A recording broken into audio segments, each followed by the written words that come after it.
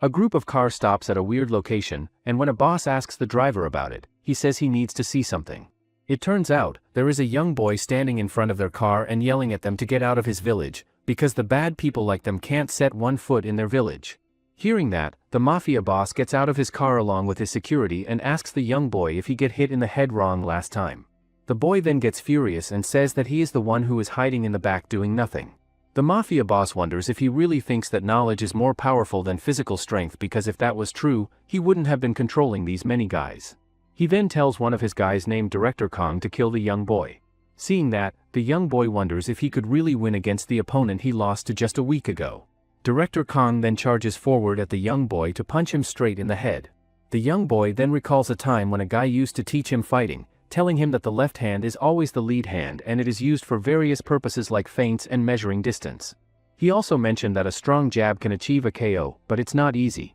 Back in present, the young boy performs the exact same moves that the guy taught him in the past, and surprisingly, his punch hits Director Kong. The young boy once again recalls that the guy told him that the Director Kong seems to be a higher weight class than him, so that means he will come at him like a bulldozer, angry and swinging wildly. He also says that especially if he's a right-handed person who doesn't know boxing, he will get all worked up and come swinging his right hand wildly. The guy tells young boy to come at him, and he will show how it's done. Once he comes at him, the boy dodges his punch and tries to hit his liver, and if he does that the opponent won't breathe and his whole body stiffens up. The guy also tells the young boy to practice the 1-2 move about 1,000 times, and then, he should try left ducking and liver shot connection another 1,000 times. Back in present, the young boy manages to hit Director Kong in the liver with a direct hit, and then he continues to throw punches at him until he completely knocks down on the ground. The young boy then gets worried that he was managed to defeat one of the guy, but now he must face many more. He then recalls the guy tells him that when guys like that travel in packs, so if he beat the strongest one, they all get scared and can't do anything, that's the rule.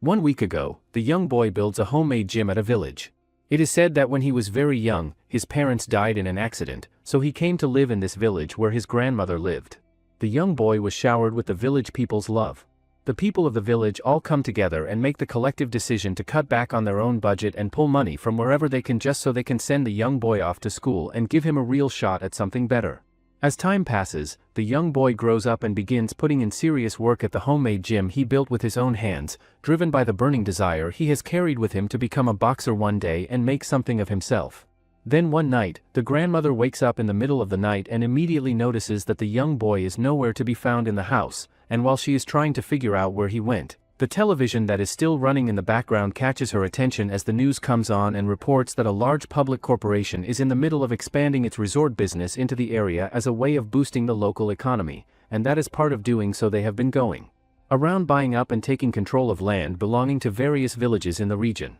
The very next day, the same mafia boss that had shown up before comes back to the village once again, this time arriving with a group of armed guards surrounding him on all sides. The man steps forward and introduces himself to everyone gathered there as Kong Hwan, the director of the Han Corporation, and makes it known plainly that their organization is interested in purchasing the land that the village sits on as part of their ongoing resort development plans. The moment those words land, one of the grandmothers of the village absolutely loses her temper and storms toward Hwan with every intention of grabbing hold of him, but before she can get close enough, one of his guards steps in and shoves her back and out of the way. Hwan then turns and strikes another grandmother with enough force to send her crashing down to the ground, and as she falls she hits the back of her head hard against one of the stones lying there on the ground. Seeing that, the young boy gets furious and punches one of the guards. Hwan then tells Director Kong to handle the situation, and when he goes to deal with it, young boy straight up punches him. The young boy then tries to punch him once again, but Director Kong straight away hits him in his liver.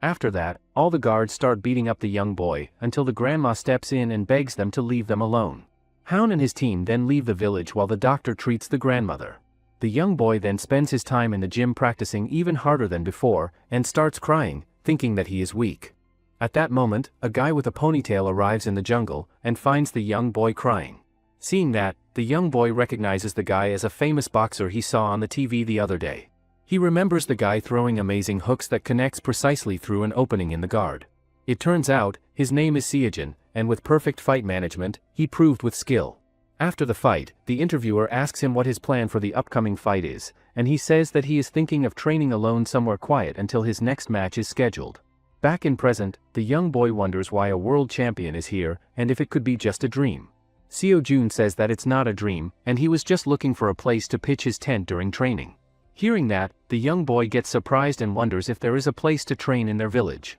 Seo Jun explains that world-class athletes often do image training and physical conditioning in secluded places. Seo Jun then gets serious and says that he couldn't just pass by without saying something, and says that a boxer shouldn't swing his fists while being swept away by emotions like that. After that, Kang-chan explained the whole situation to Seo Jun, who also gets furious at it. Seo Jun then asks him if he could pitch his tent here today as there is a sandbag and he could also practice a bit. Kang-chan then asks him if he could box him a little and give some tips as well, so that he could become better. But Seo Jun says that there are countless people who want posture correction from him, and since he is praised as Korea's hero, he will think about it. Getting hungry, Seo Jun asks him if he have some food, and Kang-chan gives him some rice balls that are extremely tasty. Eventually, Seo Jun decides to watch the boy train, and when Kang-chan starts throwing some ugly punches. Seo Jun says that his moves were so trash and his chin is up in a completely defenseless state, and he had some expectations since he made his own boxing gym, but it's terrible. Seo Jun explains that when he punches, his opposite hand guard is too high and he is doing a useless guard.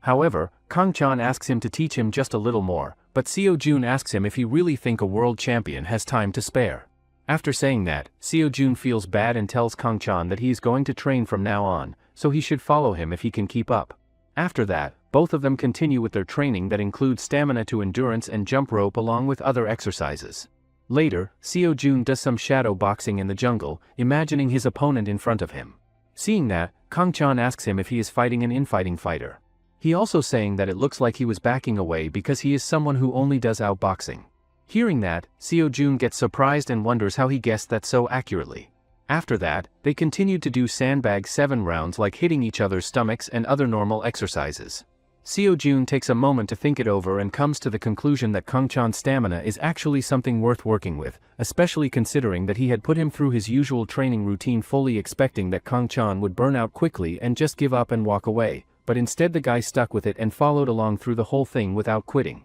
Kang-chan then speaks up and says that he knows he is nowhere near ready to call himself a fighter at this point in time, but that he is going to show up and train every single day without fail and keep building himself up until he grows into someone who is truly capable of stepping up and grabbing the next opportunity when it comes around. Listening to all of that, Seo Jun finds himself quietly thinking about the fact that this is a guy who never had a single day of proper training in his life, and yet he pushed through an entire routine that would have broken most people, and that the level of physical exhaustion Kang-chan must be feeling right now has to be at least 10 times worse than anything Seo Jun himself is feeling. And somewhere in the back of his mind he realizes that he genuinely likes this guy and what he is made of. Seo Jun then tells Kang-chan to get himself up off the ground because as long as he is here with him, he is going to take it upon himself to actually teach him how to fight properly. He also points out that since those guys are coming back in a week, he wants Kang-chan to make sure he gets everything that needs to be taken care of done and wrapped up the right way before the time comes for him to leave. 1 full week goes by and Kang-chan ends up finding himself in the middle of a physical confrontation with 2 of the guards,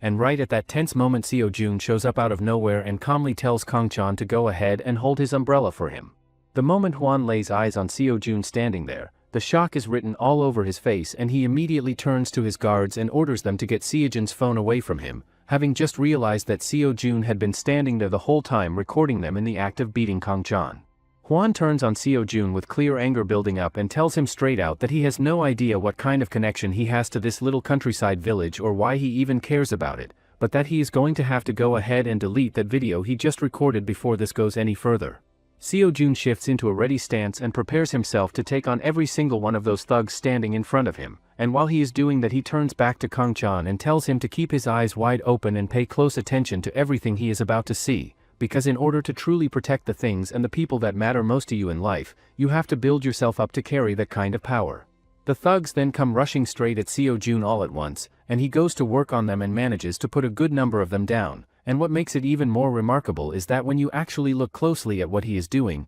he is barely even making significant contact with most of them, and yet they are all ending up flat on the ground anyway. Kang-chan stands there watching with his mouth open because the same guys that he himself could barely hold his own against for even a moment are getting completely dismantled right in front of his eyes without much effort at all. One of the remaining thugs reaches down and picks up a steel baseball bat and points it at Seo Jun, telling him that no matter how good he is, at the end of the day he is still just standing there with nothing but his bare hands, and that there is simply no way he can deal with the gap in reach that comes into play the moment weapons get involved in the equation. The guy then comes charging hard directly at Seo Jun, running his mouth as he closes the distance and telling him that he is going to beat him so badly that the only thing he will be good for afterward is being the kind of embarrassing story people tell over drinks for the rest of his life. Seo Jun however shuts the whole thing down by dropping him with a single clean punch and then finishing him off entirely with a sharp liver shot that leaves the guy completely unable to breathe properly and curled up on the ground. Every single person standing around watching is left completely frozen in stunned silence, genuinely struggling to process or understand how one person could possibly do something like that. The thugs start to back off, so Seo Jun mocks them, saying the guys who all rushed in together to catch one kid are now instantly tucking their tails when a few people go down. Hwan then gets furious at his thugs and asks them why they are not doing anything because if the video spreads out then they are screwed. Seo Jun says that there is no point fighting more with guys who have no fighting spirit, and instead he nats to make a good offer. He says that he won't spread the video they just took when they would apologize to Kang-chan and quietly back down here. Hwan then freaks out, saying he won't believe in any kind of apology and he don't even know if he is telling the truth or not. Seo Jun also says that they seem to be mistaken about something as he is giving them an opportunity right now as choices only belong to the strong. At that moment, Seo Jun steps forward and punches Hwan straight in the face, saying he is just thinking about his act till the end. Seo Jun then continues to slap him in the face while Hwan wonders what's even wrong with him. After teaching him a valuable lesson that he won't forget, Seo Jun says that he hates cowards like him who instigate fights but can't do anything from behind. He once again reminds him that decisions are made by the winner and this is his last chance to get on his knees right now and apologize to him. Hwan then falls on his knees and says the word, and leaves. Kang-chan then asks him if he is alright, and he replies that he didn't even got hit, so it's of course that he is alright. He also tells Kang-chan that he needs to be in a position where he can protect his people, and he has that potential. Seo Jun then tells Kang-chan that he has a schedule now, so he has to leave Korea and before he leaves, he will introduce him to his master's gym. He also tells him that if he have to say goodbye to those elders he loves so much for a while. Later, Kang-chan informs his grandmother about that and she gets surprised to hear that, saying it's so sudden that he wants to go to Seoul. She also says that the idea of him doing boxing is bizarre itself and asks him who allowed him to do that. Kang-chan says that he beat those thugs and this is the only way he can think of to protect his people. He also says that he want to make it so grandmother and grandfather can live comfortably. The grandma says that she never asked him to protect her and she don't want to spend even a penny of money earned by her child getting beaten up. Kang-chan then tells her that he won't be successful in anything if he doesn't do boxing. Hearing that, grandma gets emotional and thinks that this is the first time he is asking her that he wants to pursue something,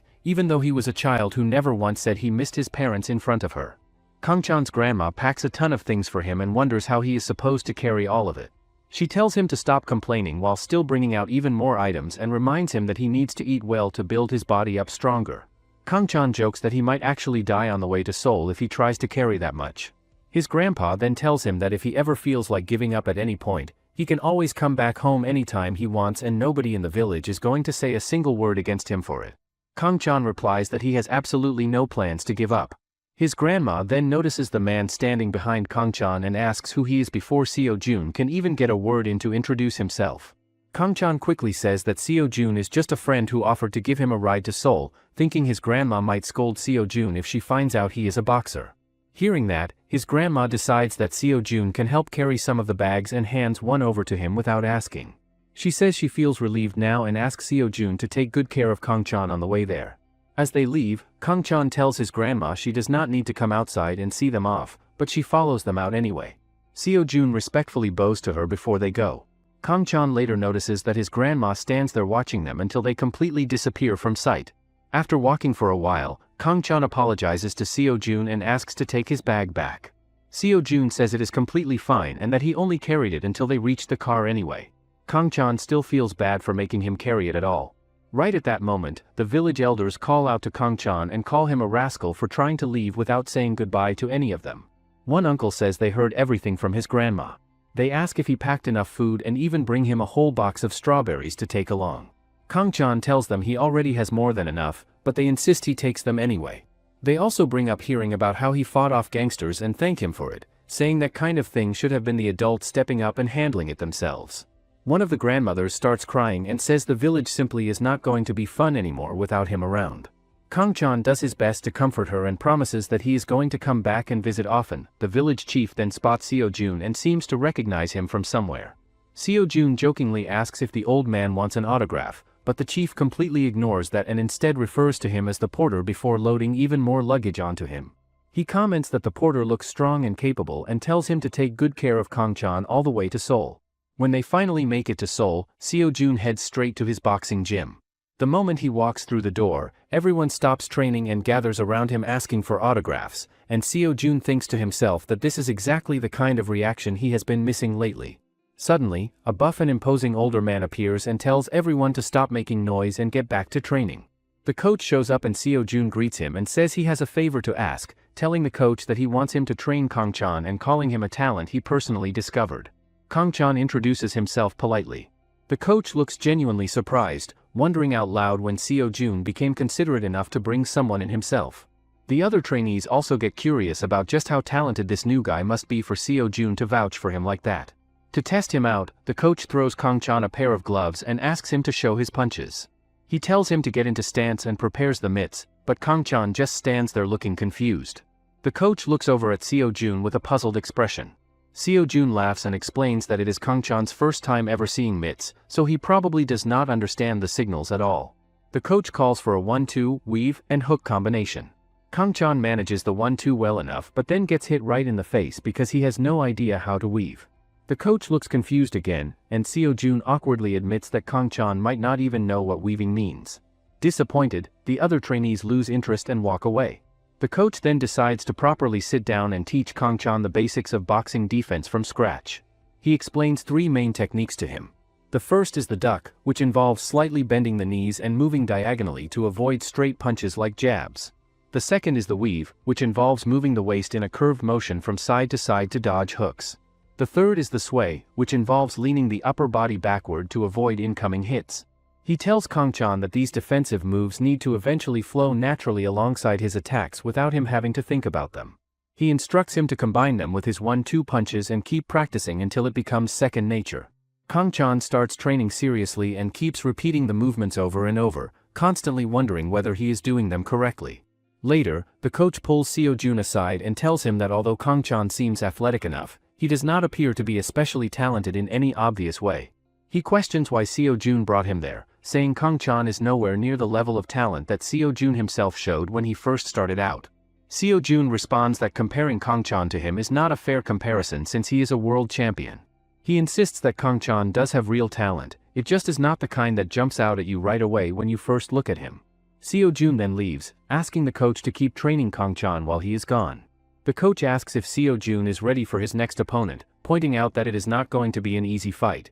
Seo-jun confidently replies that it is going to be a whole lot harder for his opponent since they are the ones who have to face him. He puts on his mask and walks out. 3 days later, Kang-chan is still training without stopping. The coach is genuinely surprised to see that in just 3 days, Kang-chan is already putting together decent combinations and has corrected a good number of his bad habits on his own. He asks Kang-chan what time he starts training each day. Kang-chan says he begins at 6 in the morning and the coach then asks what time he finishes. Kang-chan replies that he trains until 10 at night. The coach realizes that covers the entire span of the gym's operating hours and wonders why he never sees Kang-chan arriving or leaving at any point. Kang-chan explains that he has nowhere to stay, so he has just been sleeping in the gym using the blanket his grandma packed for him. He apologizes for not asking permission first. The coach tells him it is completely fine and asks what he does during his free time. Kang-chan says he either visualizes the techniques he learned that day or sits and thinks about his village back home. The coach reflects on how the other trainees usually spend their time trying to avoid training or just sitting around on their phones, and he laughs to himself and thinks that Seo-jun really did bring him an interesting student this time around. Finally, the coach calls another trainee over and tells him to go and get someone named Seo-yun, because he wants to set Kang-chan up in a sparring match and see what he can actually do. The coach calls one of the trainees over and tells him to go find someone named Seo-yun because he wants Kang-chan to get a sparring session in. The trainee nods and takes off to go get her. Chan pipes up and says that back where he comes from, Seo-yun sounds like a name you would give a girl, and the coach just shrugs and replies that it is pretty much the same way here too. Seo-yun walks in as the person Kang-chan is going to be sparring with, and she has a solid 8 years of boxing experience behind her. The two of them step into the ring together and she goes ahead and pops her mouthguard in. She glances over and notices Kang-chan fumbling around trying to get his gloves on and starts wondering to herself whether she should take it easy on him since this is clearly his very first time doing anything like this. The coach tells Kang-chan to go ahead and put his headgear on. Kang-chan picks it up and looks at it for a second, then looks back over at Seo-yoon, and asks out loud why she is not wearing any protective gear herself and says that he would feel bad if she ended up getting hurt out there. That comment lands the wrong way almost immediately and everyone watching can tell right away that Kang-chan just stepped in it without even realizing it. Seo-yoon fires back at him and tells him to worry about himself and stop concerning himself with what she is or is not wearing. Chan stands there genuinely confused about what exactly he said that set her off like that. The round gets started and they tap gloves, and Kang-chan can already feel the nerves kicking in since this is the first time he has ever done this. Out of nowhere Seo-yoon explodes forward and pops him clean right on the nose with a sharp punch and Kang-chan immediately realizes that she is seriously fast. She does not stop there either and follows it up by throwing a whole bunch of punches at him one after another in rapid succession. The people watching on the side are not surprised at all and say that this is pretty much what they expected from her. They point out that even though her punches might not carry a ton of power because of the weight difference between them, the speed she brings more than covers for that gap. The coach keeps his eyes locked on the two of them and thinks to himself that she is honestly the perfect person to get Kang-chan comfortable with what real sparring actually feels like. Kang-chan is having a really hard time keeping up with her because her punches are coming at him way faster than anything he has ever had to deal with before, and that is including the time he had to scrap with those gangsters. Even still, after eating a bunch of her shots he starts picking up on little gaps and small openings that keep showing up in the way she is attacking him. He spots one of those openings and takes it, ducking cleanly underneath her punch and slipping right into her blind spot in a way that she does not see coming at all. It is a completely free shot just sitting right there waiting for him. But instead of taking it, Kang-chan just casually walks right past her and turns back around to face her again. Everyone watching is completely thrown off by that. Kang-chan just says out loud that he dodged it like that was the whole point. The coach immediately raises his voice and asks him why in the world he did not hit her when he had the chance sitting right there in front of him. He breaks it down for Kang-chan and tells him that the moment he gets completely out of his opponent's line of sight like that is exactly the moment he is supposed to attack, and that boxing is not just about getting out of the way of punches. Kang-chan apologizes and admits that he just forgot to follow through in the moment. Seo-yoon on the other hand is genuinely stunned standing there because she cannot wrap her head around how someone who has never done this before just read her punch that cleanly and moved the way he did. The round wraps up and the coach decides they are going to run one more. Kang-chan admits out loud that he is way more tired than he thought he was going to be. The coach explains to him that the reason for that is because all those punches he took messed up his breathing rhythm, and that is exactly why learning when to throw counters matters so much. He also reminds Kang-chan that getting out of the way is not the only tool he has available to him when it comes to not getting hit. The next round kicks off and Seo-yoon comes right back at him just as hard and aggressive as before. This time around though Kang-chan is doing a much better job of getting out of the way of most of what she is throwing at him, and he can feel himself starting to settle in and get more comfortable with how fast she is moving. Even so a few shots still find their way through, so he pushes himself to start moving his feet faster to make up for it. Seo-yoon starts noticing that something about this guy is off compared to what she normally sees from someone brand new to sparring. Usually after just one round a complete beginner would be running on empty and barely able to keep their hands up, but Kang-chan is not showing any of that. Going back to where he grew up, there were no cars or vehicles of any kind in his village, and as one of the only young people around he spent pretty much every single day running back and forth helping out the older people who lived there. On top of that he had been going up into the mountains to train every single day without skipping once for close to 2 years straight, so the level of stamina he is carrying around with him is on a completely different level from what most people his age would have. Kang-chan finally throws his first real punch and Seo-yoon just barely manages to get out of the way of it in time. He is already starting to figure out how to mix in some offense while still keeping his defense together at the same time. She comes right back at him with a counter, but Kang-chan gets out of the way of her 1-2 combination and takes a step back to create some space. As she starts moving toward him again something suddenly clicks in his head and he thinks back to what he learned from Seo-yoon, and in that moment he finally gets what the coach was talking about earlier when he said that dodging is not the only way to keep yourself safe out there. Right after that, Kang-chan steps forward and goes to throw a punch at her, and Seo-yoon finds herself genuinely caught off guard as she realizes in that moment that his jab completely threw off her timing and broke apart the rhythm she had been working with. Kang-chan then moves right past her in what feels like a single instant and brings his punch all the way up toward her face with real speed and intention behind it, but at the very last second he pulls it back and stops just short of actually making contact. He then looks at her and thanks her for the sparring session, which catches pretty much everyone standing around watching completely off guard because nobody was expecting that reaction out of him.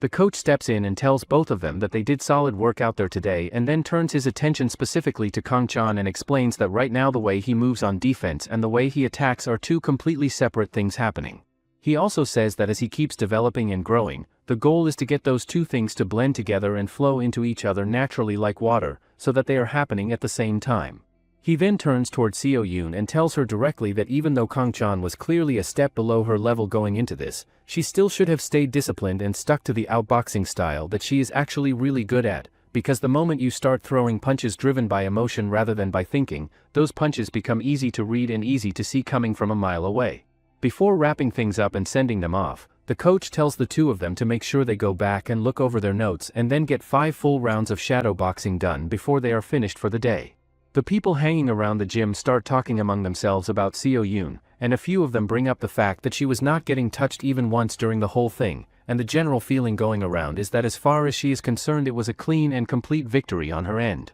However, Seo Yoon realized that she had completely lost the flow of the fight to someone who was a total beginner, which left her with no idea what had even been going on during their whole exchange. She also figured out that Kang-chan's last punch had clearly been timed and pulled back on purpose, which meant that he had never actually planned on hitting her from the very start of their fight. After that whole situation, Kang-chan kept pushing himself through round after round of training and sparring at the gym, and during that same time the gym's top rising star, Sangwoo, had already gone ahead and made his debut as a professional boxer. By training day after day alongside Sangwoo and the rest of the guys at the gym, Kang-chan got better at a really fast rate and his skills grew by a whole lot over that period of time. A full year went by, and Kang-chan finally hit 18 years old, which was the age where he was old enough to debut as a professional boxer himself. Kang-chan showed up at the place where the professional boxing license test was being held, and it turned out that the person he was going up against for the test was Chang-soo. Once the two of them were both inside the ring, Chang-soo looked out and noticed Lee Do-jin, who was the president of the biggest agency in the whole country, sitting there and watching the both of them. He then notices Seo-jin's former coach, next to him and thinks that this situation seems like they set up the stage for him. Right at that moment, Kang-chan stepped into the ring and Chang-soo looked him over and immediately thought that he seemed clumsy and weak just by the way he carried himself. The match kicked off with Chang-soo rushing straight at Kang-chan and launching a punch directly at him, but before that punch could get anywhere near landing, Kang-chan smoothly slipped out of the way and fired right back at him with a clean and well-placed uppercut that caught him off guard. Chang-soo's mind went completely blank and he could not work out at all where that punch had come from or how it had happened so fast, but he pushed himself to shake it off and drag his focus back to where it needed to be, since deep down he knew that this was a once-in-a-lifetime kind of opportunity that he simply could not let slip away from him. After that exchange, Kang-chan came at him again with another punch and then just kept on coming without giving him even a moment to breathe or reset, throwing punch after punch in a relentless and non-stop way that kept Chang-soo from ever getting a chance to recover, and he kept right on hitting him over and over again until Chang-soo's legs had completely run out of strength and could barely manage to keep him standing upright on his own. Chang-soo finally snapped back to his senses and looked around at where he was standing, and it hit him that he had already been pushed all the way back into a corner without even realizing it. Right at that point, Kang-chan started unloading on him like an absolute monster and threw everything he had at him, and with that final burst Kang-chan took the win and the match was over. Chang-soo thanks the referee and drops down to his knees completely exhausted, thinking to himself that maybe fighting is just not really meant for him after all. Kang-chan reaches out and offers him a hand and asks if he is doing alright, telling him that it had been a really good match while helping Chang-soo back up. Chang-soo takes his hand and tells him that it was a great match for him as well. The very next day, when the coach arrives to open up the gym, Kang-chan is already inside and busy cleaning the floor before anyone else has even shown up. The coach points out that the gym has been noticeably cleaner ever since Kang-chan joined and tells him to tidy things up and then take it easy for a little while inside. He thinks to himself that his student is just way too kind for his own good. Chang-soo then asks the coach who the person is that came in with him, and the coach turns around surprised to find someone standing right behind him and asks who she is. She introduces herself and tells them that she is Minji from the Champ Agency, and both of them look at her with confused expressions on their faces. Minji explains that she came to request a meeting with boxer Kang-chan inside the office, and the coach asks her why she showed up so early in the morning. She tells them that she came early specifically so that she would not be intruding during training hours and figured that opening time would be the best time to stop by. The coach tells her that there really was no need to come all the way out there that early, and Minji adds that she was also worried about the possibility of another agency coming in and scooping him up before she had the chance to talk to him. She mentions that the CEO had told her directly to make absolutely sure she brought Chang-soo back no matter what it took. She then accidentally bumps her hand into a cup sitting on the table and knocks it over, spilling water all over the surface. She immediately starts apologizing with tears forming in her eyes, but Kang-chan quickly goes ahead and cleans the table up and tells her not to worry about it and then asks whether she is from the same agency as Seo-jun. Minji confirms that he is correct and explains that their agency represents a wide range of athletes including Seo-jun. She mentions that there have been rumors going around that Kang-chan is Seo-jun's mentee, but Kang-chan tells her that he has no idea what a mentee even is and makes it clear that Seo-jun is simply his master. Minji then explains that if Kang-chan joins their agency, they would be able to draw a lot of attention for him through promotions and marketing, and that they would also be in a much stronger position when it comes to negotiating fight money with the organizers. The coach tells her that he already understands all of that but asks her about the debut specifically, wanting to know if they already have an opponent in mind. Minji quickly reaches into her bag and says that the opponent's name is In-young, but then her face falls as she realizes that the tablet with all the data on it is missing while she keeps going through her bag over and over again looking for it. The coach tells her not to worry about it and says that he already knows that name,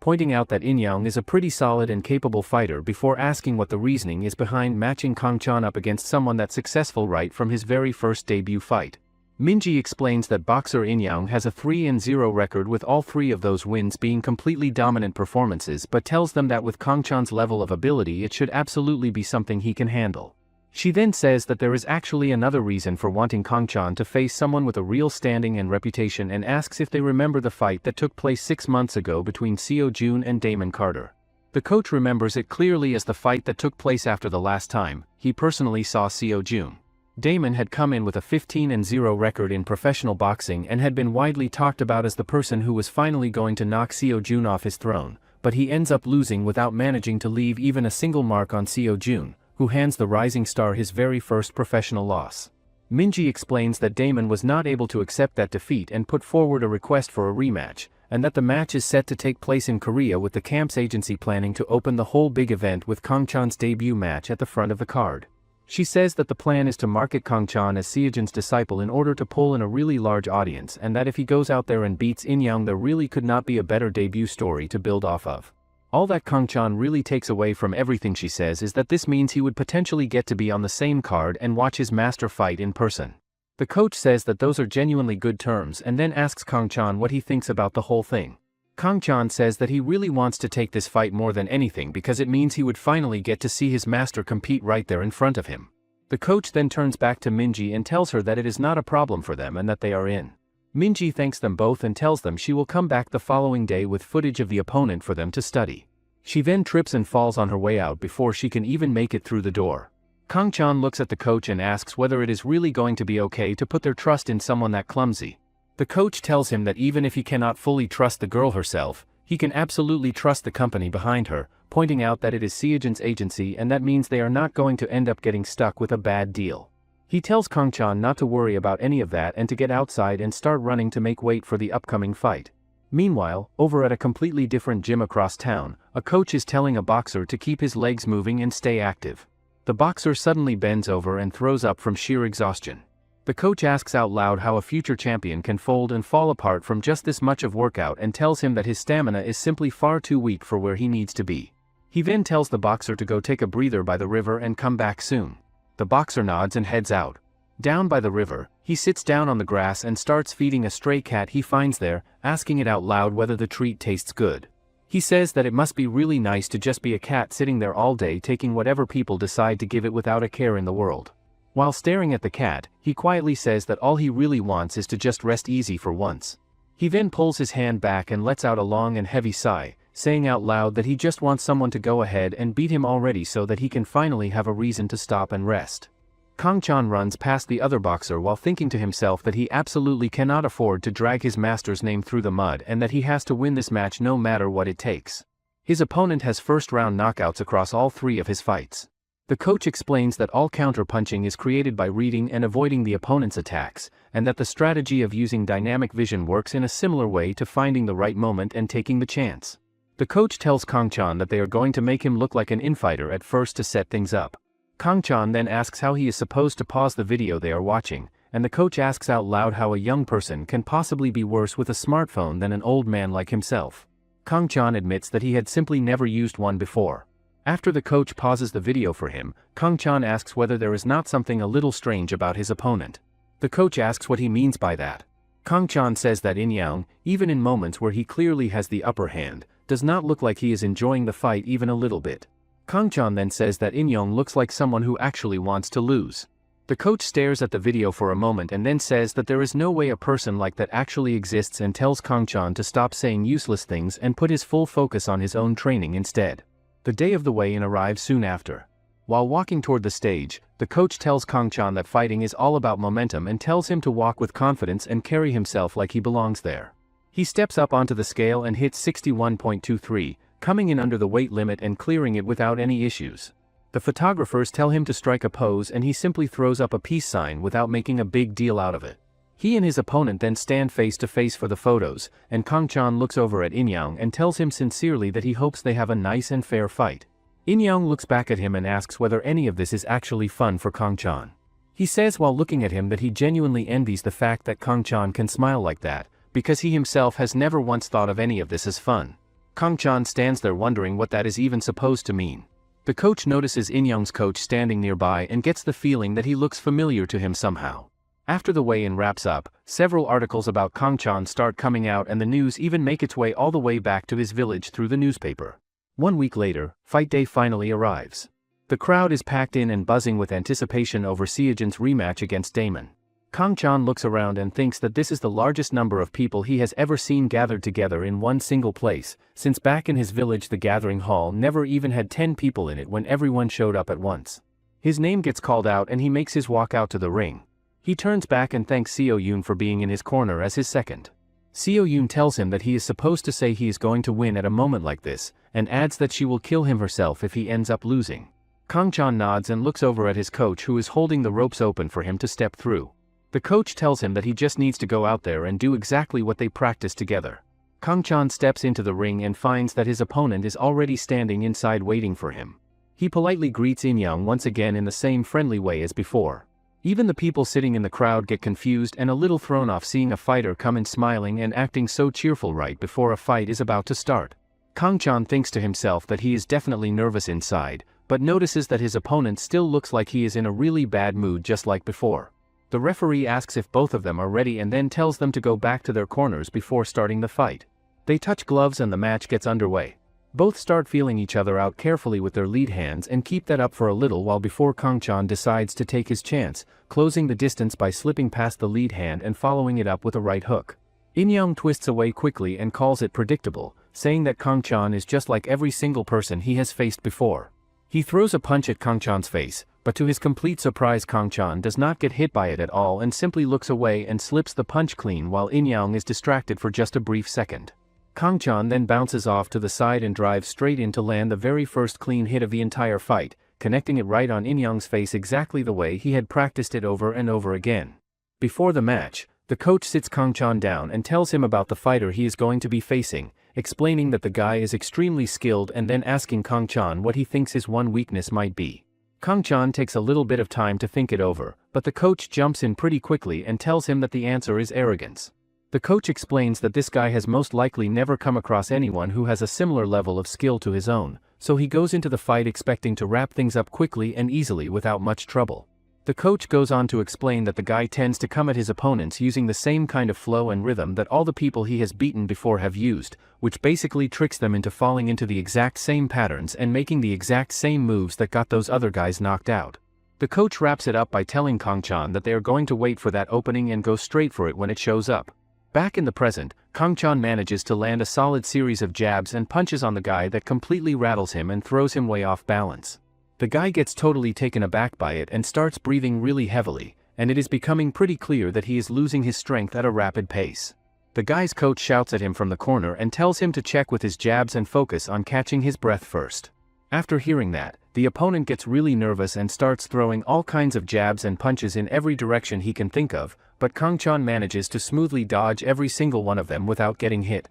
However, one of the punches ends up slightly grazing his cheek, which makes Kang-chan get mad and realize in his head that his opponent's lead hand checking is way too fast to just ignore. Kang-chan then pulls both of his arms in closer to his face and charges straight forward toward his opponent, who looks pretty surprised to see him coming at him like that. The opponent tries once again to catch Kang-chan with a straight jab, but Kang-chan immediately fakes him out with a feint and uses it to slip right past the punch and keep moving forward. The opponent quickly throws both of his hands up to form a defensive block right over his face to protect himself. However, Kang-chan does not go for the face at all, and instead drives his punch straight into the opponent's lungs without any hesitation. It turns out that Kang-chan has immediately taken advantage of the fact that the opponent raises his guard up high and uses that opening to go after the body instead. Kang-chan then keeps right on throwing body shot after body shot one after another without stopping, which leaves the opponent unable to figure out what is coming next. Before the fight, the coach has also told Kang-chan that if things turn into a more tactical and careful kind of fight,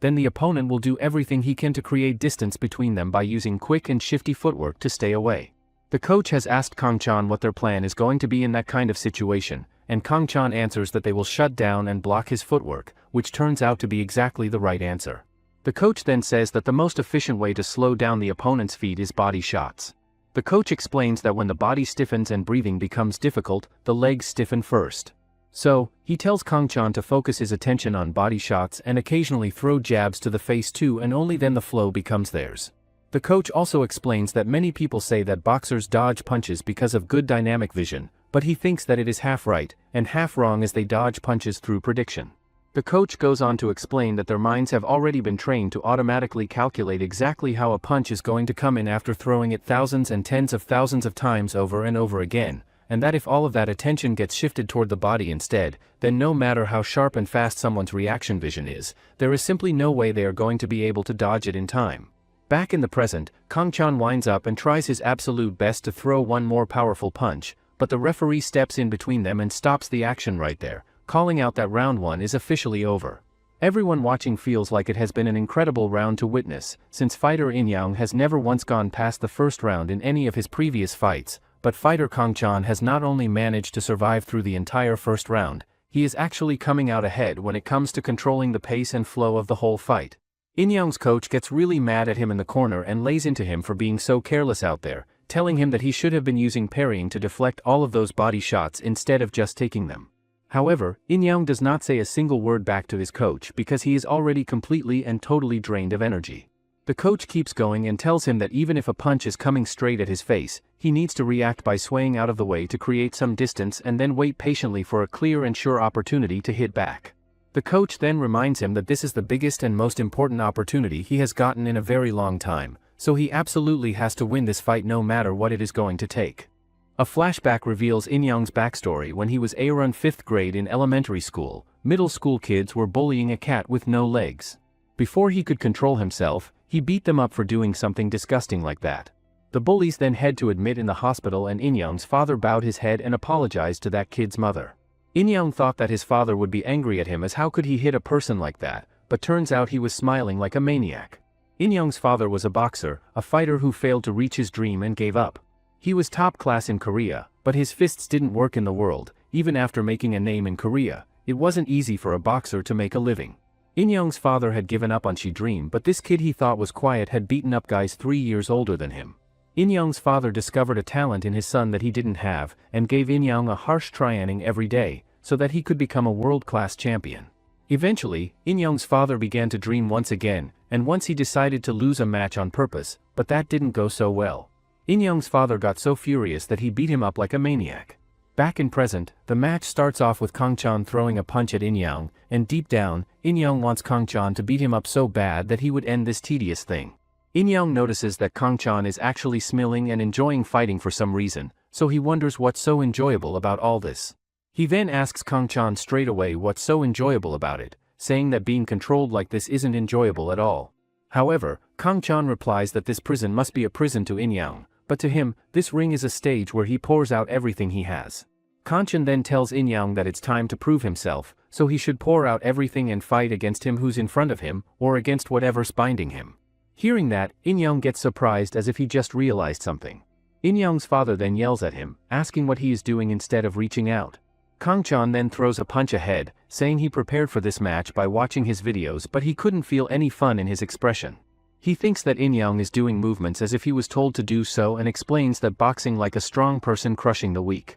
Kang-chan also adds that he kept facing fighter version of In-young and through this current match, he realized that this isn't the real him. Hearing all of that, In-young sat there and wondered to himself whether he really actually hated boxing deep down, but he then came to the conclusion that the real problem was his father, who had tied him down and forced a certain method and way of doing things onto him for so long. He thought to himself that the kind of boxing he actually enjoyed and loved was the kind where someone stands up against someone stronger than them and keeps pushing forward no matter what. In-young then looked over at Kang-chan and told him straight up that he recognized him as a genuinely strong opponent and that because of that, this fight was going to be a whole lot more fun and enjoyable from that point on. Right after saying all of that, In-young pushed off and launched himself straight at Kang-chan and threw a really hard and powerful punch directly at him, but Kang-chan managed to slip out of the way in time and immediately sent one right back at In-young's face without wasting even a second. Surprisingly enough though, In-young actually got his guard up fast enough to block that punch before it could land with any real damage.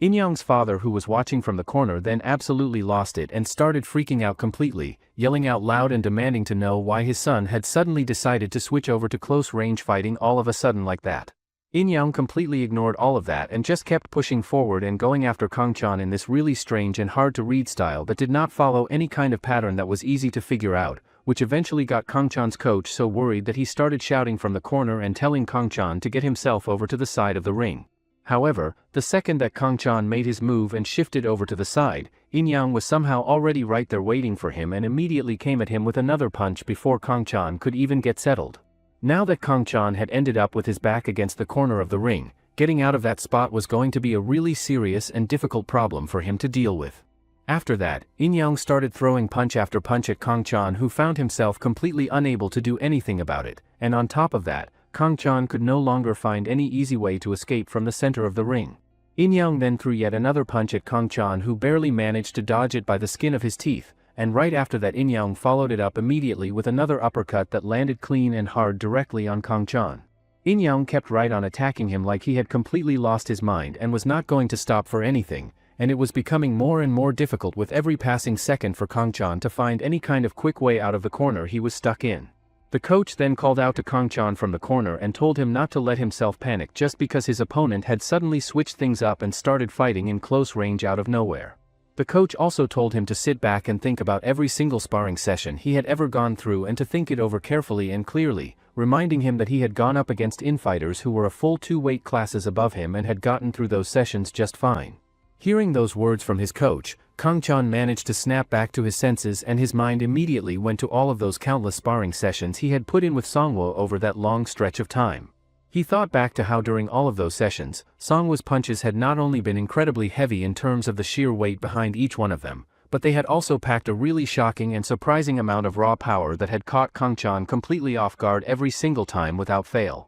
While sparring with Songwo during that period, Kang-chan kept finding himself getting pushed back all the way into the corner without even realizing it was happening, just like what was going on right now in this fight. Songwo had told him back then that if he was just going to stand there and keep his guard up without doing anything else, it was not going to get him anywhere at all. Songwo kept right on attacking him during that sparring session and told him that he needed to be throwing punches of his own in order to create openings for himself, and that he should never try to escape from a corner all in one single rushed movement. He also drilled it into Kang-chan that the only real way to find his space and get out of a bad position was to do it through attacking rather than just trying to run or back away from it. Back in the present, Kang-chan caught sight of an opening and did not waste even a single second before diving straight in and launching his attack at In-young with complete and total confidence. Kang-chan then pulled off a really well-timed offbeat feint that caught In-young off guard just enough to successfully push him back, and when In-young tried to gather himself and come right back at him with a counter-attack of his own, Kang-chan was already one step ahead and smoothly slipped right past him and cleared himself out of the way before anything could land.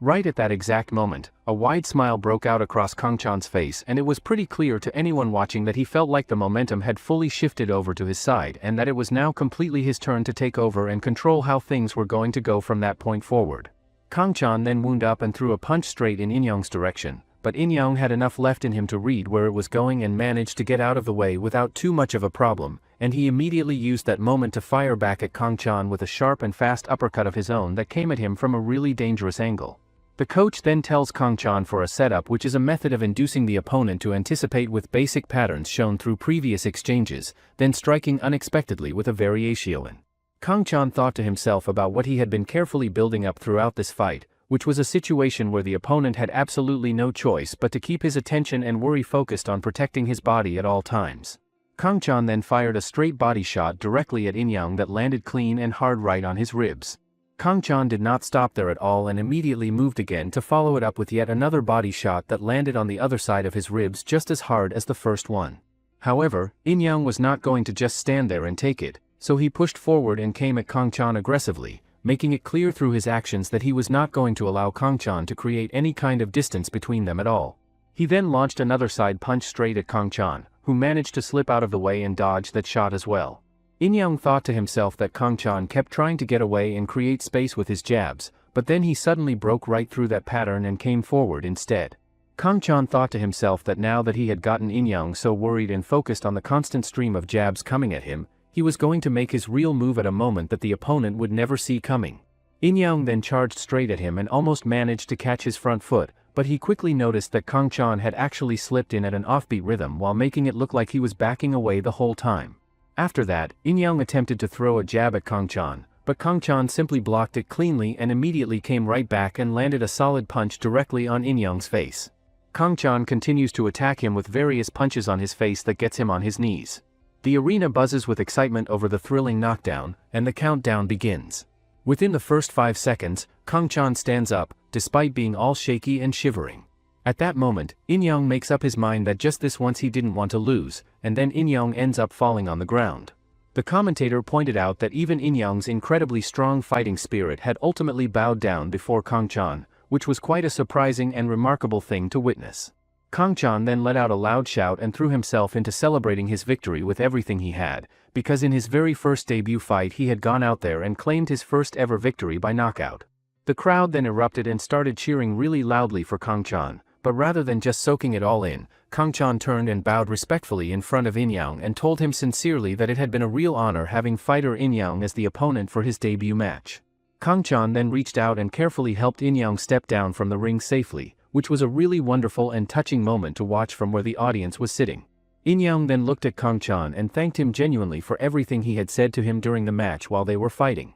He also told him that he was really grateful that Kang-chan was even going out of his way to help him down right now on top of everything else. After In-young got off the stage, his father came over and reached out to touch his shoulder in an attempt to console him, but In-young just shoved his hand away without even looking at him. In-young told his father directly that he was not going to spend the rest of his life living according to his wishes and what he wanted anymore, so his father did not need to stand there and pretend like he was actually worried about him. However, In-young's father brushed all of that off and told him that he had done an absolutely amazing job out there during the match and that he had no idea until now that his son had such a natural talent for close-range infighting. Hearing those words come out of his father's mouth, In-young felt something really painful stir up deep inside him and his face twisted into an expression that looked like he could completely break down and cry at any given moment. On the other hand, Kang-chan thanks his coach and says that he was able to win thanks to him. The coach starts acting all cool and says that it's obvious, and he just did what he had to do as a second. Kang-chan also thanks Seo-yoon for being his second Oswell.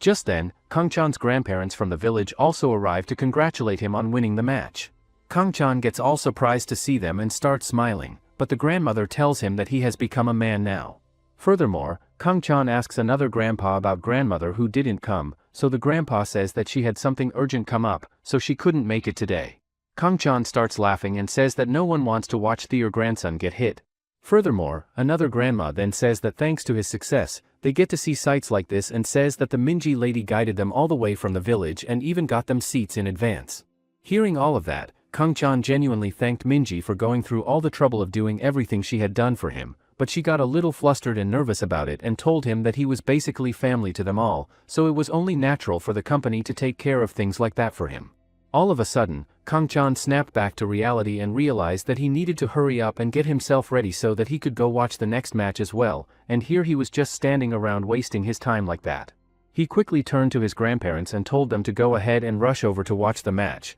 but his grandparents simply told him straight up that they had absolutely no interest in watching anyone else out there since they had come all the way here just to watch his match and his match only. Hearing that, Kang-chan completely freaked out and asked them if they had any idea at all how much a ticket to watch that person's fight actually cost and what a big deal it was to just skip it like that. Just at that moment, Seo-jun showed up out of nowhere and Kang-chan's grandparents looked at him and asked whether he was the world champion they had heard about, and then the grandfather suddenly went completely still as it hit him all at once that it was actually really him standing right there in front of them. Seo-jun then looked over at Kang-chan and congratulated him on his victory before telling him that now it was time for him to go out there and put on an absolutely amazing performance of his own and set a real example for everyone watching. Right at that moment, Kang-chan felt like the whole building was being hit by an earthquake because the entire arena was shaking and rumbling from the deafening cheers of tens of thousands of people all going off at the same time. Seo-jun steps into the ring where he comes face to face with his truly terrifying opponent who has white hair, but before the match can even get started, the entire crowd is already going absolutely insane and losing their minds over Seo-jun being there. The white-haired opponent looks over at Seo-jun and tells him that it must be really nice knowing that there are going to be so many people out there crying their eyes out for him if he ends up losing tonight. However, Seo-jun just shoots right back at him with a mocking response, telling him that what just happened between the two of them was simply an incredible exchange and that the whole moment where they traded combinations only lasted a grand total of 3 seconds. After that brief back and forth, the match officially gets underway with the white-haired opponent wasting absolutely no time and charging straight at Seo-jun right from the start. He manages to get an attack in and comes straight at him, but Seo-jun simply raises his guard up and blocks that punch before it can do any real damage. Seo-jun then casually asks him why he is in such a big rush to get things going. Seo-jun then steps back and creates some distance in order to avoid the other guy as much as he possibly can, but the opponent just keeps charging right back at him again with yet another punch without slowing down at all. Seo-jun then keeps right on dodging every single attack his opponent tries to throw at him one after another, and even fires back a little bit here and there with some jabs and other moves to keep him honest. Seo-jun then decides he is not going to just sit back and let things play out, and unleashes a massive shot straight at the opponent who looks genuinely shocked and surprised to see it coming at him like that. The commentators then call out that it was an absolutely amazing exchange between the two fighters and that the entire time they spent trading combinations back and forth only added up to a total of 3 seconds. Seeing all of that unfold, Kang-chan gets caught completely off guard and finds himself wondering just how many punches could have possibly gone back and forth between two people in only 3 seconds, and it hits him right then and there that this is what a real title fight at the highest level actually looks like. After that, both of the fighters suddenly flinch at the exact same time, which shocks Kang-chan so much that he immediately turns to his coach and asks him what that was all about. The coach explains to him that what just happened was both fighters reacting to each other's feints at the same time, and goes on to explain that this kind of thing comes up all the time in matches between boxers who are operating at a champion level,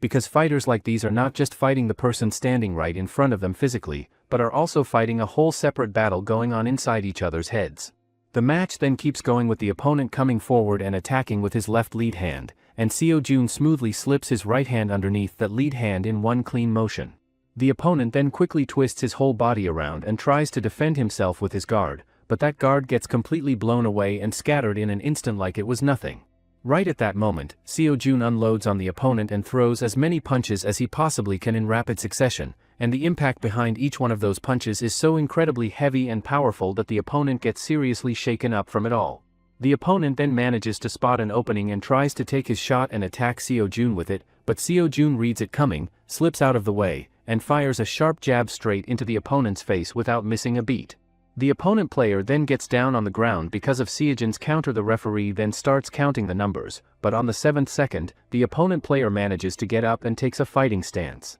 The referee then walked over to him and asked him straight up whether he was still in good enough shape to keep going and continue the match, and he looked back at the referee and told him that he was ready to keep fighting. However, before the referee could even properly get the match back underway again, the opponent did not wait around at all and immediately charged straight at Seo-jun and threw an attack at him, but Seo-jun simply slipped out of the way without any trouble and fired one straight back directly into the opponent's face in the same motion. Seo-jun could barely believe it himself that the opponent had managed to make such a shaky and off-balance punch land the way it did under those kinds of conditions. Kang-chan watched from where he was and thought to himself that Seo-jun's stance had not even been properly set at that moment, and yet he had still been able to pull off a clean counter just like that. The coach jumped in and explained that it was actually the complete opposite of what it looked like, because what Seo-jun had done was attack while he was in the middle of dodging, meaning that he was able to react and respond in an absolute split second without needing to be fully set or ready beforehand. The coach went on to say that being able to respond effectively to any unexpected and irregular situation that gets thrown at them was what truly separated someone and made them worthy of being called a real champion. Seo Jun then looked down at his opponent and told him to get himself back up off the ground, because if he was going to go ahead and give up this early in the first round, then this whole thing was not going to be any fun for him at all. The opponent player's coach then tells him to get up as the round 1 is ending soon, and if he just gets up, he will have time to recover. Despite that, the opponent player falls hard on the ground, and the referee gets worried for him and asks if he still wants to continue. Hearing that, the opponent player then gets up even though he's shaky but definitely standing. The opponent player then completely loses his mind and wonders why he is seeing the sky again, and then realizes that he got here for the belt. He then thinks that the goal of becoming a world champion is just one step away. Seo Jun then acknowledges his mental strength and toughness at least and decides to give him a chance too. Seo Jun then starts slowly walking toward his opponent and speaks up, saying that he is going to put on a truly entertaining spectacle for all the people who came out from his hometown to watch, and that from this point forward he is not going to take a single step back no matter what happens. He then looks straight at his opponent and tells him to come to the center of the ring, which catches absolutely everyone off guard and surprises the whole crowd, and even Kang-chan finds himself completely puzzled and wondering out loud why in the world Seo Jun would voluntarily give up his positioning like that. The coach then leans over to Kang-chan and tells him that this is actually Seo Jun's long-standing chronic problem that has followed him throughout his entire career, because he simply cannot stand there and watch Korean boxing get disrespected in any kind of way, and on top of that he genuinely considers his own boxing to be a direct representation of Korea's boxing as a whole. The opponent then stands there and thinks to himself that he absolutely hates having to admit it, but the only real thing he can put any kind of hope into at this point is landing one single lucky punch, since there is really no good reason left for him to just refuse to accept that reality and go for it anyway. He then lets the thought fire him up and gets completely furious inside, making up his mind right then and there to pour out every single last thing he has left in him in order to win this match no matter what it costs him.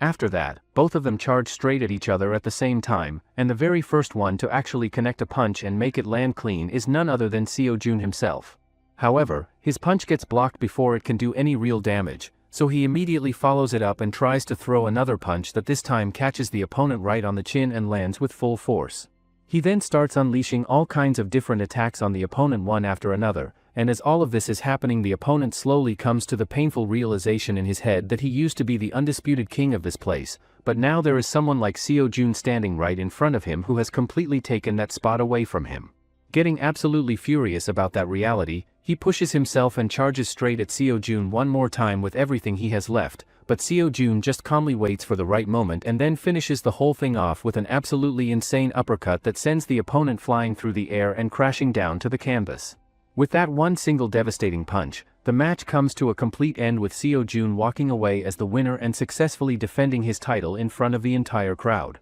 The opponent's coach immediately panics and frantically calls out to his team to hurry up and bring a stretcher over as fast as they possibly can. Seo Jun then spun around toward the coach and made it very clear that he was genuinely and seriously angry at him, telling him point blank that he should have already figured out by the time the second knockdown had happened that his fighter had absolutely no realistic chance of turning things around and winning at that point, and that the right and responsible thing to do would have been to throw in the towel right then and there in order to protect his fighter's long-term career from suffering any more damage than it already had. However, the coach thought to himself that the person who had wanted to throw in the towel the most out of anyone there was actually himself, because even before the match had gotten started he had heard threats coming at him hundreds of times over that he would be killed if he even thought about throwing in the towel, which made it crystal clear just how dead serious his fighter was about seeing things through to the very end no matter what. On the other hand, Seo Jun's coach then shifted his attention over to Kang-chan and told him that it had been a really great match for him to watch and that there was a whole lot he could take away and learn from it, and also reminded him that there was going to be a company dinner happening later so he should take that opportunity to go around and ask people all kinds of questions while he had the chance. As it turned out though, Kang-chan had already slipped away and gone off somewhere else entirely without anyone noticing. Kang-chan had gone straight over to where Seo Jun was and walked right up to him to congratulate him on his victory, telling him sincerely that it had truly been an absolutely incredible fight to watch from start to finish. He also told Seo Jun that he himself had actually been way more nervous and fired up sitting there watching him fight than he had even been during his own match earlier. He then went on to add that the opponent had been a genuinely strong and tough fighter, and yet Seo Jun had somehow managed to go through the entire fight without getting hit even once, which made the whole performance even more jaw-dropping and amazing to think about. Going straight ahead with what was on his mind, Kang-chan told Seo-jun directly and honestly that he really genuinely wanted to face him inside the ring someday and get the chance to go up against him for real. Hearing those words come out of Kang-chan's mouth, Seo-jun got caught off guard for a brief moment and looked a little shocked before breaking into a response and telling him that they should absolutely make that happen someday, and then burst out laughing about the whole thing. He then threw his arm around Kang-chan in a friendly way and told him that there was not much they could do about it right now since he was a full 2 weight classes above him, and that Kang-chan was going to need to seriously pack on some muscle before he could even think about stepping into the ring with him. After that, Seo-jun got ready to head out and told Kang-chan that they would catch up again at the company dinner later that evening before walking off. Later that same night, everyone from the company gathered together and sat down for a big dinner party that Kang-chan was also a part of along with everyone else. One of the people in charge then stood up and congratulated both Kang-chan and Seo-jun on their victories that day and expressed his hope that tonight would be a gathering where everyone could just focus on celebrating what they had accomplished and enjoy themselves without thinking about anything else. However, Seo-jun could barely contain his excitement and jumped in to tell everyone at the table that Kang-chan had actually followed him all the way to the entrance of his waiting room earlier that day just to tell him straight to his face that he wanted to fight him in the ring someday. After that, the guy with the glasses turned to Kang-chan and told him that he had been wanting to talk to him about the next fight while the director happened to be there as well so they could all discuss it together. He explained that they had done a really good job of drawing in a lot of attention by having Kang-chan featured in Fighter Seo-jun's final stage, but that pulling off that same kind of attention for the next match was probably not going to be anywhere near as easy to do. The coach agreed with him and said that he was absolutely right about that, and that on top of everything else the difference in the number of people in the audience was going to be really huge and noticeable as well. The guy with the glasses then told everyone that their company had spent a lot of time worrying and thinking hard about how to handle that problem, but that they had eventually landed on what they thought was a really solid solution to the whole thing. He then revealed that the solution they had come up with was to set up a Korea versus Japan style match that would naturally generate a lot of public interest and national pride on its own. The coach then stepped in and told Kang-chan that they were going to sit down and talk through all of that in more detail later on, but that for right now he was getting a full week off to rest and recover. The guy with the glasses then jumped back in and added that the time off would also give him a good chance to heal up properly from all the damage his body had taken during the fight,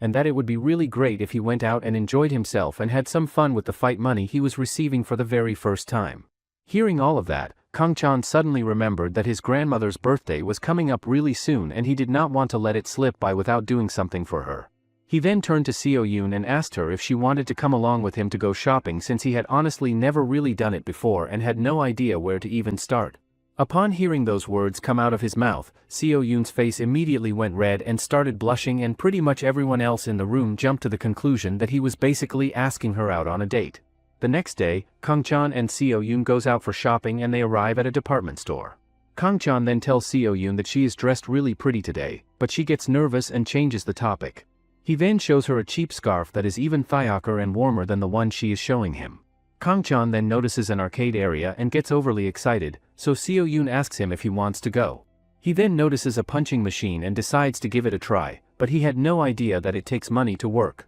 He then takes out a bundle of cash from his pocket, shocking Seo-jun. She then freaks out at him and asks why he is carrying so much cash around. In the end, Seo-jun paid for it and she notices some boy watching them. Instead of punching the machine, Kang-chan just punches bunch of light shots. Seeing that, Seo-jun gets mad at him and tells him to hit it hard once. She then gets embarrassed and decides to take him somewhere or else everyone is going to just laugh at them. Eventually, they run as far as they can, and during that time, she notices him holding her hand. She then punches him and asks why is he grabbing her hand and making a scene. Right at that moment, a guy wearing a black hat deliberately bumps into Kang-chan and in that brief moment of contact manages to slip the cash envelope clean out of his pocket without him even noticing, but Seo-jun happens to catch the whole thing happening right in front of her eyes. She then immediately starts shouting out loud that the guy is a pickpocket and that he just stole something, but the guy takes off running and thinks to himself as he goes that it is already way too late for anyone to do anything about it and that nobody is going to be able to catch up to him now.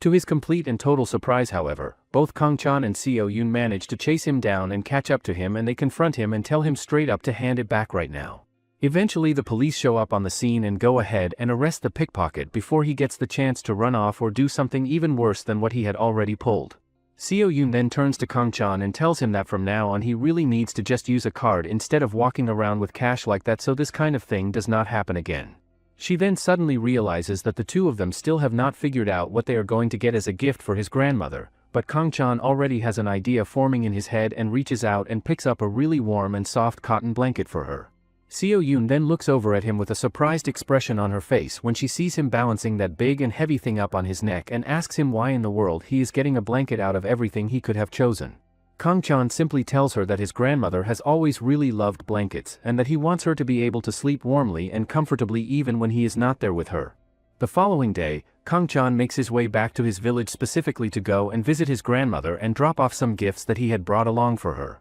However, she does not even bother to turn around and look at him and just stays lying there on her bed with her whole body facing the complete opposite direction away from him. Kang Chan desperately pleads with her to just turn around and look at him since he had traveled all this way from so far away just to come and see her. Deep down inside, Kang Chan notices that she is still using the exact same blanket that he had bought for her to use during the winter, but no matter what he says she absolutely refuses to turn around and show him her face. Feeling really hurt and disheartened by the whole thing, Kang Chan eventually gives up and leaves the village, and he does not even sit down to eat anything there despite his grandfather doing everything he can to pressure him into staying for a meal before he goes. Once Kang Chan finally leaves and heads out, the grandfather walks over to the grandmother and tells her that she should have at least fed Kang Chan a proper meal before letting him walk out the door like that, but she just keeps on tearing up and cannot seem to stop herself from crying. She tells him that every single time she looks at Kang Chan's bruised and beaten up face, the tears just start coming out on their own and she feels absolutely terrible about herself as his grandmother for not even being able to show up and cheer him on at his fight. As it turns out, about a full month before Kang Chan's next scheduled fight, a whole bunch of articles start popping up everywhere that put a heavy emphasis on the fact that his upcoming opponent is a Japanese fighter, and on top of that Kang Chan had already picked up quite a decent amount of public recognition from having been featured in Seojin's opening match the last time around. Since both fighters happen to share the exact same ring name of Smiling Boxer, a really interesting and attention-grabbing rivalry naturally starts to form between the two of them, which ends up drawing a whole lot of public attention and curiosity from people all over. A few days later, the coach sits Kang Chan down and pulls up a video of his next opponent, Yamamoto Ruji, who comes across in the footage as a complete and total weirdo in the way he carries himself inside the ring. Kang Chan turns to his grandfather and asks him whether the kind of stuff Ruji was doing in the video was even allowed in the first place, and his grandfather tells him that as long as the referee does not step in and hand out a penalty for it, then it is perfectly fine and there is nothing stopping him from doing it. He also goes on to explain that boxing is ultimately a sport where putting on a show and entertaining the crowd is a really important part of the whole thing, and that not everyone out there is going to be as straightforward and polite about it as Kang Chan is. Kang Chan then finds himself getting genuinely fascinated watching Ruji move around in the footage, because the way Ruji moves inside the ring honestly feels to him like he is out there dancing rather than actually fighting. Kang Chan then tells his coach that he is heading out for a roadwork run and gets up and leaves, but on his way out he ends up crossing paths with a group of other players from the gym. They tell Kang Chan that a new article about his upcoming fight has already come out, and point out that it has not even been that long since he made his debut and he is already lined up for another fight so soon. One of them then brings up the fact that Kang Chan's next opponent is Japanese, and hearing that, the guy with the purple hair pipes up and says that he thinks Kang Chan is going to have a really hard time in this one. Sometime later, Kang Chan goes out for a run and wonders what that guy means by him having a hard time mentally. On his way through the neighborhood, he ends up running into two old guys who finally recognize him as the fighter they had seen competing in Seojin's opening match not too long ago. One of the old guys tells him straight up that he had watched his fight and thought it was really intense and exciting to see. The old man also mentions that he had heard Kang Chan's next fight was basically going to be a Korea versus Japan kind of situation and tells him that he absolutely cannot afford to lose to Japan, comparing it to losing at something as simple as rock paper scissors. Kang Chan then gets back to his run and a little further down the road runs into a group of young boys who recognize him right away and immediately ask him for his autograph. The boys tell Kang Chan that they want him to go out there and completely destroy the Japanese fighter, but before Kang Chan can even get a single word in response, his phone goes off and he sees that it is a call coming in from his grandparents. It turns out that they are calling for the exact same reason, telling him that they want him to destroy the Japanese fighter and letting him know just how hard they are rooting and cheering for him from back home. After that, Kang Chan wraps up the call and takes a quick picture with the fans before heading off on his way. Later on, He settles into a sauna bath and just sits there feeling how tight and heavy his chest has gotten from carrying around all of the expectations and pressure that everyone around him keeps piling on. 1 full month passes by, and the day of the match between Kang-chan and his Japanese opponent Ruji finally arrives, and absolutely everyone in the arena is out there cheering loudly for him. Right at that moment, Ruji makes his way into the ring and Kang-chan right away notices something that catches his attention, which is the fact that Ruji looks a whole lot more focused and dead serious this time compared to anything Kang-chan had ever seen from him before in any of his previous fights or footage. The match then gets going with Kang-chan sending out a jab in Ruji's direction to test the waters, but Ruji does not hesitate for even a split second and immediately sends one right back at him in return. Everyone spread out across the stadium gradually starts picking up on the fact that both of these fighters are moving around in a way that looks noticeably stiff and overly cautious, and most of the people watching recognize that kind of careful and calculated back and forth as the typical feeling out process that tends to happen right at the beginning of a fight when both guys are still in the middle of trying to get a read on each other and figure out what they are dealing with. The crowd then starts getting more and more restless and impatient as things go on, and people begin shouting out directly at Kang-chan, telling him that the kind of performance he is putting on right now in front of them is clearly nowhere near the real level of skill that they all know he is capable of,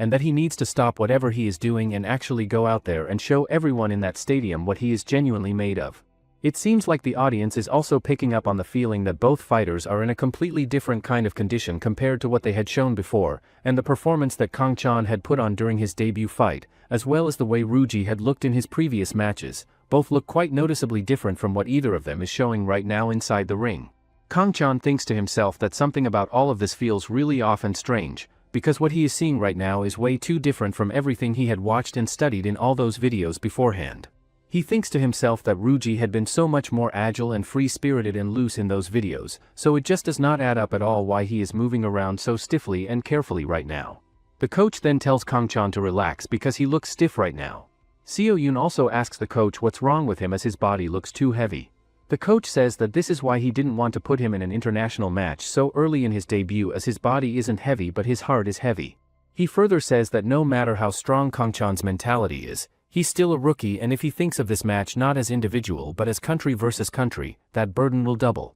He also says that he will perceive people's cheers not as simple support but as pressure. Hearing that, Seo-yoon gets worried and wonders what she should do and what would ease Kang-chan's tension. Eventually, first rounds end without any significant effective hits from either side. He then tells the coach that there is something wrong with his body, so the coach says that it seems the pressure of the Korea vs Japan match is quite significant. Just then, Seo-yoon shows up and starts scolding Kang-chan. She continues to tell him that he should freeze up like he is carrying the whole country on his shoulders. She then reaches out and grabs his cheeks with her hands and tells him straight up that he has not smiled even a single time today, pointing out that he is always grinning away during sparring sessions, and that if he does not bring that same energy into the tournament then his real skills are simply never going to come out the way they are supposed to. Before heading off, Seo-yoon leaves him with one last thing to think about, telling him to focus his mind on the people he actually wants to protect and to stop trying to carry the weight of complete strangers on his back like it is his responsibility. After that, the second round gets underway and both of them come out fighting at a really fast and intense pace right from the very start. Kang-chan keeps throwing all kinds of different blows at his opponent one after another, but Ruji surprisingly manages to dodge a whole lot of them by using his incredibly flexible body to bend and move in ways that are really hard to predict or prepare for. The match keeps going and turns into such an incredibly close and back and forth fight that even the audience finds themselves genuinely surprised and on the edge of their seats watching it all play out. Kang-chan picks up on the fact that Ruji is not only remarkably flexible in the way he moves, but that his overall movement speed is really fast on top of that as well. Ruji then goes straight ahead and punches Kang-chan clean in the face and immediately tries to follow it up with another attack, but Kang-chan manages to dodge out of the way before it can land. He then starts bouncing around the ring in a really wild and energetic way that looks almost like something straight out of a Goku fight scene, as if he has finally locked in and found his own natural rhythm at last. After that, Ruji just straight up charges at Kang-chan with a punch and tells him out loud that he has found his rhythm and completely locked into his own flow. He then gets genuinely caught off guard and surprised when he realizes that Kang-chan has gone ahead and found his own rhythm as well at the exact same time. 2 months back, the coach had walked up to Kang-chan and handed him a pair of headphones, telling him that from that point forward every single training session was going to be done while listening to music, and that whether he was out on a run or doing shadow boxing he needed to always have those headphones on without exception. Seo-yoon also chimed in and explained that the playlist was going to randomly shuffle through music covering all kinds of different tempos ranging all the way from classical pieces to hip-hop tracks, and that she had personally gone through and handpicked every single song on it herself. On top of all of that, the coach also told Kang-chan that starting from that very day they were going to be adding a brand new training routine into the mix, and that he would let him know the details ahead of time so that Kang-chan needed to make sure he showed up every single morning at 9 o'clock sharp and ready to go. Kang-chan then got back to his shadow boxing training with the headphones in and the music playing while working alongside the other people at the gym, and he thought to himself that it was actually a whole lot harder and more demanding than he had initially expected it to be. One full month after that, the coach told Seo-yoon to go ahead and play the song, and once it started playing the coach turned to Kang-chan and told him that he was going to be hitting the mitts in sync with whatever the song was doing. Just as the song plays, Kang-chan throws his punches according to it, and the coach thinks that he has learned to control the tempo really well. He further says that the training so far has been a process of controlling his own rhythm and it's not all about hitting recklessly. The coach also tells him that sometimes soft, sometimes strong hits make it harder for the opponent to react, and this next opponent is very skilled at this tempo control. On top of everything else, the coach reminds Kang-chan that the fighter known as Yamamoto Ryuji has a really clear and distinct rhythm of his own that he operates by, and that even though he may come across as free-spirited and incredibly flexible in the way he moves around, he most definitely has his own set rhythm underneath all of that that never really goes away. Back in the present moment, Ryuji feels a real sense of happiness and excitement building up inside him as he notices that his body's tension is finally starting to rise the way he likes it to, and on top of that he realizes that Kang-chan's smile has actually been helping his tension ease up and loosen in a way that is making him feel more and more comfortable out there as the fight goes on. He then keeps right on throwing attack after attack at Kang-chan, who manages to keep dodging out of the way and tries to fire back with attacks of his own in between. Right at that exact moment, Ryuji picks up on what looks like a clear opening presenting itself, and he thinks to himself that Kang-chan is getting ready to come straight in at him, and that the second he does Ryuji is going to be completely set and ready to unload a blow on him the moment he gets within range. Kang-chan then goes ahead and throws a blow at him that catches Ryuji completely off guard and leaves him standing there genuinely puzzled and wondering how Kang-chan had possibly managed to read and see two full moves ahead of everything that Ryuji had figured was going to happen next. Even after getting caught like that though, Ryuji absolutely refuses to just stand there frozen and take it without responding, and instead does something really clever by using the backward falling momentum to carefully set himself up and deliver a really precise and perfectly placed liver shot that lands exactly where he wanted it to. Ryuji then feels a wave of satisfaction wash over him knowing that Kang-chan should not be able to move properly after taking a shot like that right to the liver, but then to his complete and total surprise Kang-chan pushes through it and tries to come at him again anyway. Kang-chan thinks to himself that no matter how much it is hurting right now, he absolutely has to keep moving forward because he cannot afford to let Ryuji take back the flow of the fight from him. Kang-chan then keeps right on going and lands several more blows on Ryuji one after another, and at this point it looks pretty clear to everyone watching that he has completely taken over the flow of the entire fight. The coach thinks to himself that if a fighter's rhythm is even just half a beat faster than their opponents, that alone is enough to win the fight pretty easily without needing much else. Now that Ryuji has been pushed all the way back to the ropes, he just swings himself around and starts dodging each and every move that comes at him from that corner position. But somewhere in between all of that dodging, he manages to pull off a counterattack using the ropes for momentum, and the whole thing ends with him crashing down hard onto the ground. Right after that, the referee starts counting down, so the coach immediately and urgently calls out to Kang-chan telling him to get himself back up off the ground since he had just been knocked down. Kang-chan then pushes himself up and looks over at the referee and tells him straight up that he is still good to go and can absolutely continue fighting. The match then picks right back up again with Kang-chan feeling noticeably nervous about the whole situation, but before he can even fully settle himself back in, Ryuji just straight up comes at him with an attack without giving him any time to breathe or reset. Ryuji then picks up on the fact that Kang-chan's reaction time has slowed down quite a bit, which he immediately recognizes as a really good sign for himself and his chances of finishing things off. He then keeps right on throwing attack after attack at Kang-chan, who is already completely worn out at this point and thinks to himself that he genuinely cannot afford to just keep absorbing hits like this and that he has absolutely got to start extending his hand and throwing back. The coach then shouts out loudly at Kang-chan from the corner, reminding him that he is not the only one out there who is running on empty right now because the opponent has been piling up damage this whole time as well and is just as worn down as he is. The coach also reminds him that he has landed more clean hits throughout the fight than Ryuji has. Hearing all of that shouted at him, Kang-chan snaps back to it and realizes that the opponent really has slowed down quite a bit as well when he stops and thinks about it clearly. He then thinks to himself that trying to pull off any kind of hit-and-run strategy in the condition he is currently in is basically impossible, but even knowing that he still has absolutely no choice but to go ahead and try it anyway. Kang-chan then drops down into his peekaboo stance, which immediately makes Seo-yoon start wondering out loud to herself whether he can actually pull something like that off in the condition he is currently in. The coach then turns to her and explains that Kang-chan's neck muscles had already been really highly developed and built up from all the years of physical work he had put in during his life back in the countryside, and that the muscles running along the back of his neck that are responsible for absorbing and withstanding punches were both remarkably flexible and incredibly solid at the same time. However, the coach points out that despite how durable and tough Kang-chan is when it comes to taking hits, he is not the kind of fighter who hits with a lot of raw power behind his punches, since he has never once finished a fight with a single punch, even in situations where he clearly had the opportunity right there in front of him to do exactly that.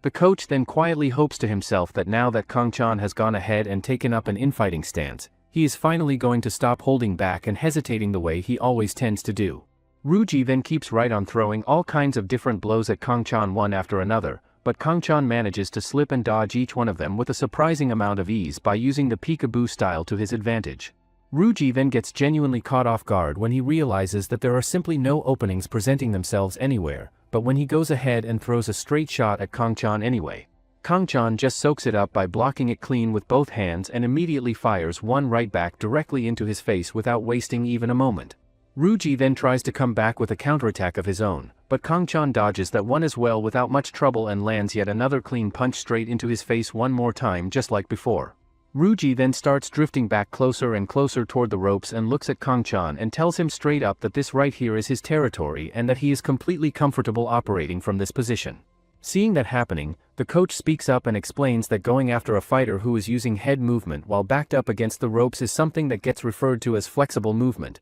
and that this style of fighting takes full advantage of the recoil that the ropes provide to create a really significant number of unpredictable variables that are hard to account for and deal with. However, the coach also points out that if someone simply uses their lead hand to block off the opponent's path and cut off their movement, they can completely shut down and take away the option of the opponent sliding back and forth along the ropes the way they want to. Kang-chan then puts that advice into action and completely traps Ruji right there against the ropes with no room left to move anywhere and just starts unloading on him with constant and relentless attacks one right after another without letting up for even a second. Then with one final and really powerful blow landed clean right on his face, Ruji goes down and hits the ground hard. After that, we get Ruji's backstory, which shows that he had been a member of the most well-known and infamous biker gang in all of Osaka back in those days. He used to think to himself that the only things he really had going for him in life were his body and his bike, and even on the absolute worst days when everything had gone completely sideways, his mom would barely manage to scrape together enough energy to come down and get him out of the police station.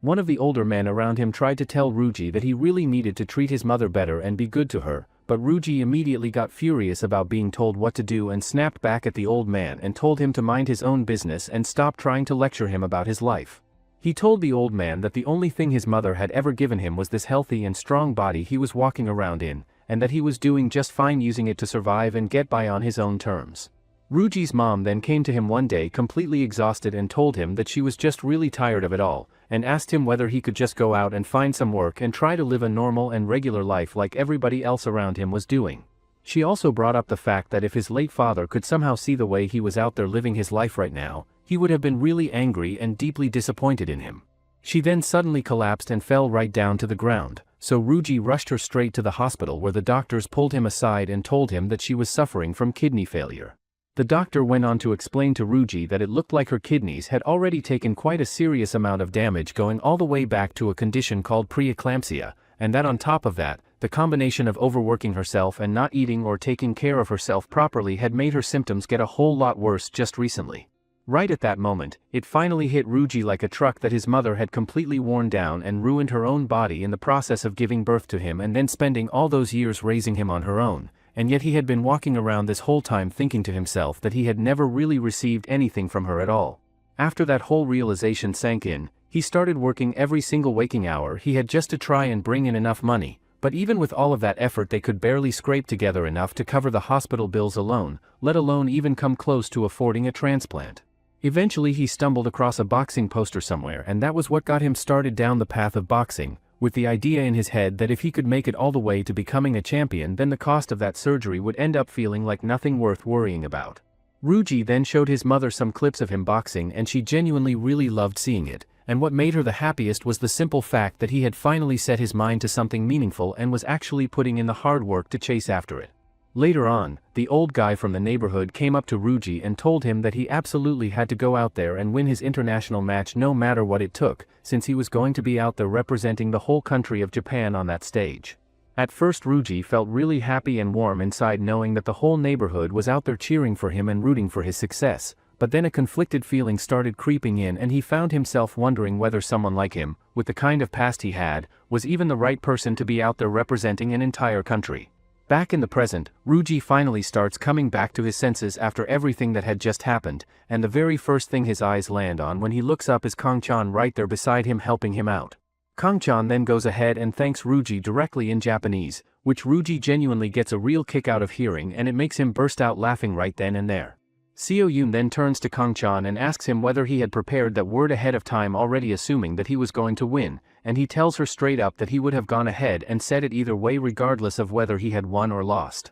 Seo-yoon then gets all flustered and shy all of a sudden and finds herself quietly wondering to herself whether Kang-chan's shoulders and back had always been that broad and she just never noticed it before. The next day, Ryuji makes his way back home to Japan, and the very first thing his eyes land on when he steps outside the airport is his mother standing right there waiting for him, holding up a welcome champion board with a big smile on her face. She tells him that she had gone back and watched the video of the match and that she genuinely thought that this was hands down the coolest and most impressive match she had ever seen him fight, and then she pulls him in and wraps her arms around him in a tight hug that ends up making him completely break down and cry right there in front of everyone. Meanwhile, back on the other side of things, Seo-yoon and the rest of the people around Kang-chan gather around and tell him to come over and watch a clip that has been going around of another fighter who is directly challenging him, and in the clip the fighter casually asks whether his grandmother is doing well and holding up okay. The second Kang-chan sees that, he gets furious and his face hardens up as he demands to know what that fighter could possibly mean by bringing his grandmother into it like that. Kang-chan goes and seeks out the head of the company to sit down and talk the whole thing through with him, and he goes ahead and tells him everything from start to finish about how he had first crossed paths with Seo-jun back when he was still living in his village. The head listens to all of it and thinks to himself that it is actually a pretty big and serious issue given the fact that Seo-jun is involved in the story, but then tells Kang-chan that things are fine the way they stand right now and there is no need to blow it up into something bigger. He also points out that the fortunate thing about the whole situation is that neither party involved seems to have any real interest in bringing it up or talking about it publicly. He then goes on to say that what Sangi had actually said during his live stream basically just amounted to comments suggesting that Kang-chan was beneath him, along with a bunch of other insults clearly designed to get under his skin and provoke a reaction out of him. The head thinks that what Sangi really wants to do is use this whole story and the drama surrounding it to push the match forward and raise his own public profile and awareness in the process. The coach then speaks up and makes it clear that he is completely against the whole idea, pointing out that any match that gets mixed up with personal emotions and grudges like this stops being a proper match altogether. The coach and the head then end up getting into a pretty heated back and forth argument with each other over the whole situation surrounding Kang-chan and Sangi's brawl. The head tells the coach straight up that Sangi is the kind of opponent that Kang-chan should be able to beat without too much trouble, and that it could actually turn out to be a really good opportunity for Kang-chan to build up his record nicely before he starts going after a title shot. However, the coach fires back and points out that Kang-chan is already carrying around a really significant amount of mental fatigue left over from everything that went into the Korea-Japan match, and that piling something like this on top of that is not a good idea at all. Just then, Kang-chan receives a call from the village chief who tells him something so important that it messes up his mind. It turns out, the grandfathers and grandmothers of Sunshine Village played with him since he was such a mischievous guy. They even set specific dates and times to take turns raising him, and they said that whoever was on duty that day would be so exhausted they couldn't do anything the next day. It turns out, today Grandma Young-hee passed away and the coach along with Kang-chan visits the village. The coach asks one of the grandmas why is Kang-chan the chief mourner, so she says that Grandma Young-hee didn't have any children and she particularly adored Kang-chan. The grandmother gives a note to the coach and tells him to give it to Kang-chan. But when he reads the notes, he thinks that now is not the right time to give this to him. The next day, Kang-chan agrees for the match even though the coach says that now is not the right time for him to play as emotions will get involved. The coach further tells him that he knows his record is 1 win, 3 losses and he is naturally superior in terms of skills. He also says that one of those losses was a disqualification for Sangi and he is a dirty guy whose personality shows in his playstyle. On top of everything else, the coach pulls Kang-chan aside and tells him that there is nothing special or out of the ordinary about the training plan for this one, and that all he needs to do is keep going through his regular exercises as usual and make absolutely sure that he keeps a really firm and steady grip on his mental state throughout the whole process. Finally, the day of the weigh-in arrives and pretty much everyone there gets caught off guard and surprised when they see that Kang-chan's body looks noticeably and significantly different from how it had looked before. Seo-yoon gets really worried when she sees it and starts wondering out loud why he had not said anything to any of them about it, because the weight cut process must have been an incredibly painful and difficult thing to push through on his own without telling anyone. Sangi then starts running his mouth and mocking Kang-chan, making some comment about his grandmother and then also going on about how Kang-chan had somehow managed to get so much taller in such a short stretch of time. He then keeps right on going and continues to make fun of Kang-chan's grandmother who had passed away, but rather than losing his temper and flying off the handle right then and there, Kang-chan just looks straight at him and thanks him sarcastically for coming over to him and getting in his face like that, and then tells him coldly and directly that he is going to beat him to death when they get in that ring. The very next day, the match between the two of them finally gets underway and Kang-chan does not waste even a single second, charging straight at Sangi right from the very first moment without any hesitation at all. After that, Kang-chan lands a punch clean on his face and does not even think about stopping after just one as he keeps right on hitting him without letting up for even a moment. Kang-chan then drives a direct and powerful hit straight into his stomach that sends Sangi dropping down onto his knee and it is called as a knockdown. Kang-chan immediately tries to go after him again and land another hit while he is down, but the referee steps in between them and stops him right there, telling him firmly to calm himself down and get back over to his corner. Seo-yoon watches all of this and thinks to herself that Sangi is simply no match for Kang-chan at all and is completely outclassed. However, the coach sees things very differently and thinks that it is completely obvious to anyone paying attention that Kang-chan is way too agitated and worked up out there, pointing out that he is leaving way too many openings exposed and that his overall condition does not look good at all. The match then picks back up again with Kang-chan once more charging straight forward and going after Sangi with a punch, but this time Sangi throws one back at him as well and Kang-chan barely manages to get out of the way in time before it connects. Sangi then throws his entire body weight right into Kang-chan and leans on him heavily, and Kang-chan starts trying to shove him off and create some separation between them. The coach then shouts out at Kang-chan and tells him not to try and push him off like that and to just relax his whole body and stay loose instead. The referee then comes in and physically separates the two of them, but right in the middle of that separation Sangi goes ahead and throws a punch anyway. The referee immediately gets really angry at him for pulling something like that and tells him straight up that throwing a punch during a clinch is completely against the rules and that he had better watch himself and be a lot more careful about it going forward. The match picks right back up again with Kang-chan launching a punch directly at Sangi's face, and right as that happens Sangi starts to notice that the strength and power that had been behind Kang-chan's punches has fallen off by a pretty noticeable amount compared to how hard he had been hitting earlier in the fight. With that piece of information fresh in his mind, Sangi goes right back to his strategy of grabbing onto Kang-chan and wrapping himself around him in a clinch, doing everything he can to keep Kang-chan locked up and burn through whatever energy and stamina he still has left in him as fast as he possibly can. In a moment that nobody saw coming at all, Sangi suddenly throws a completely dirty and cheap elbow strike right into Kang-chan and immediately follows that up by slamming his head forward and driving it straight into Kang-chan's skull in a completely deliberate headbutt that was impossible to mistake for an accident. Right at that moment, the referee immediately jumps in and rings the bell to bring everything to a stop before anything else can happen, and then spins around to face Sangi and tells him in no uncertain terms that depending on just how serious the injury that Kang-chan has ended up with turns out to be after getting checked out, what Sangi just pulled could very easily end up resulting in a full disqualification being handed down against him. The coach rushes over to Kang-chan as quickly as his legs can carry him in order to check on him and get a proper look at how bad the damage actually is, and the moment he gets a good look at it he immediately knows that the cut that has split open above Kang-chan's eye is far too deep and serious to just patch up and move past like it is nothing. The referee happens to be standing close enough to catch what the coach is saying and walks over to join them, telling the group that from where things stand right now it genuinely looks like continuing the match in this kind of condition is going to be an extremely difficult thing to justify, and that based on everything in front of them they are going to go ahead and hand down a disqualification loss to the opponent for what he did. Kang-chan however is not having any of that and pushes back hard against the whole idea, looking the referee dead in the eye and telling him clearly and firmly that he does not want the match to end that way and that he fully intends to get back out there and keep fighting regardless of what his body is going through right now. The coach then quietly pulls Seo Yoon off to the side away from everyone else and fills her in, letting her know that they have already done everything they possibly can with the first aid treatment on Kang-chan's cut to try and manage the bleeding. But that blood has already been making its way into his eye, and the reality of the situation is that there is absolutely no way that Kang-chan is anywhere near the kind of condition that would allow him to keep competing at a normal level right now. The match begins with Kang-chan throwing blows at Sangi that hits him quite badly, but on the last attack, the distance is quite long so he missed it. Sangi then manages to hit him in the same injured spot above his eye, that blurs his vision, and with second strike he makes Kang-chan fall on the ground. After that, Kang-chan ends up losing consciousness completely, and when he finally comes back around and opens his eyes, the coach is right there beside him and tells him straight up that they lost the match. Sangi then wastes absolutely no time and immediately starts running his mouth and making fun of Kang-chan, telling him that he had talked so big about killing him, but here he was lying around sleeping in the middle of the ring like that. He then goes even further and says that if the referee had not stepped in and stopped things when he did,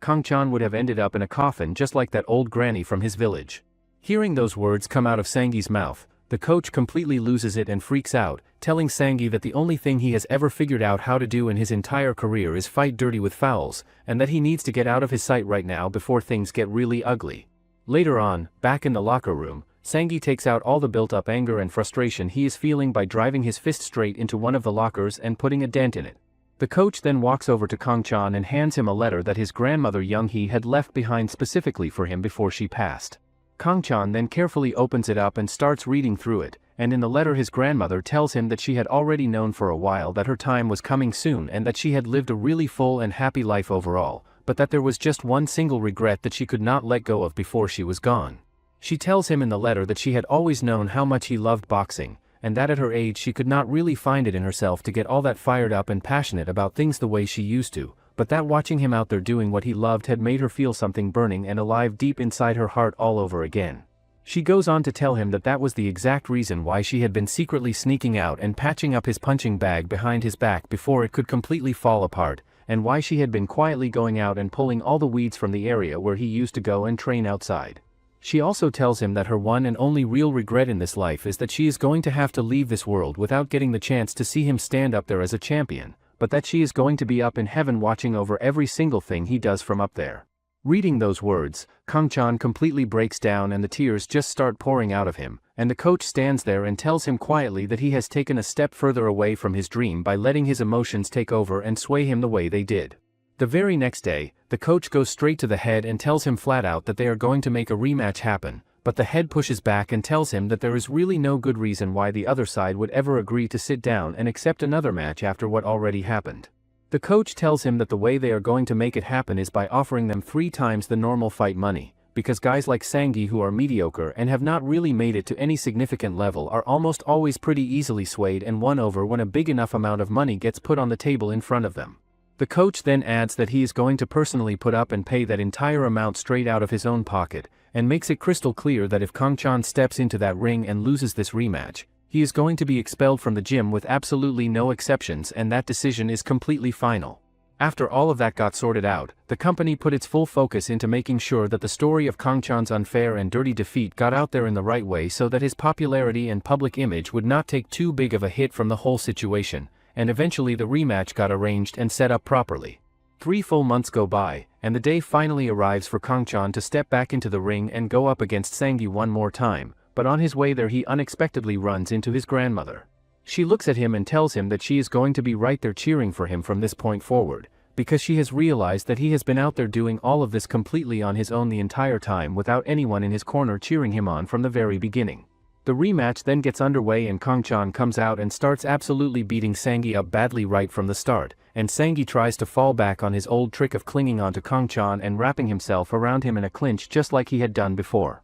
However, this time around Kang-chan is completely prepared for it and smoothly pulls off the exact same slick dodge and escape move that he had watched Seo Jun use, and within just a matter of a few seconds from the very start of the match Kang-chan puts Sangi down and knocks him out completely. However, Sangi absolutely refuses to just stay down and somehow finds the will to push himself back up off the canvas, which genuinely catches Kang-chan off guard and makes him think to himself that it must be taking everything Sangi has left just to get back up like that. The match then picks right back up again with Kang-chan continuing to unload blow after blow on Sangi, who is having a really hard time getting out of the way of each one of them no matter how hard he tries. Eventually Sangi's legs give out underneath him and he goes down to the ground for a second time, and everyone watching starts wondering out loud whether this is really the same fighter they had seen in the previous match because he looks like a completely different and far more outclassed person out there. Sangi thinks to himself that he genuinely cannot even see the punches coming at him at all anymore and has no idea where they are coming from. The referee then crouches down and asks him directly whether he wants to go ahead and continue with the match, and Sangi immediately tells him straight away without any hesitation that he can absolutely keep fighting.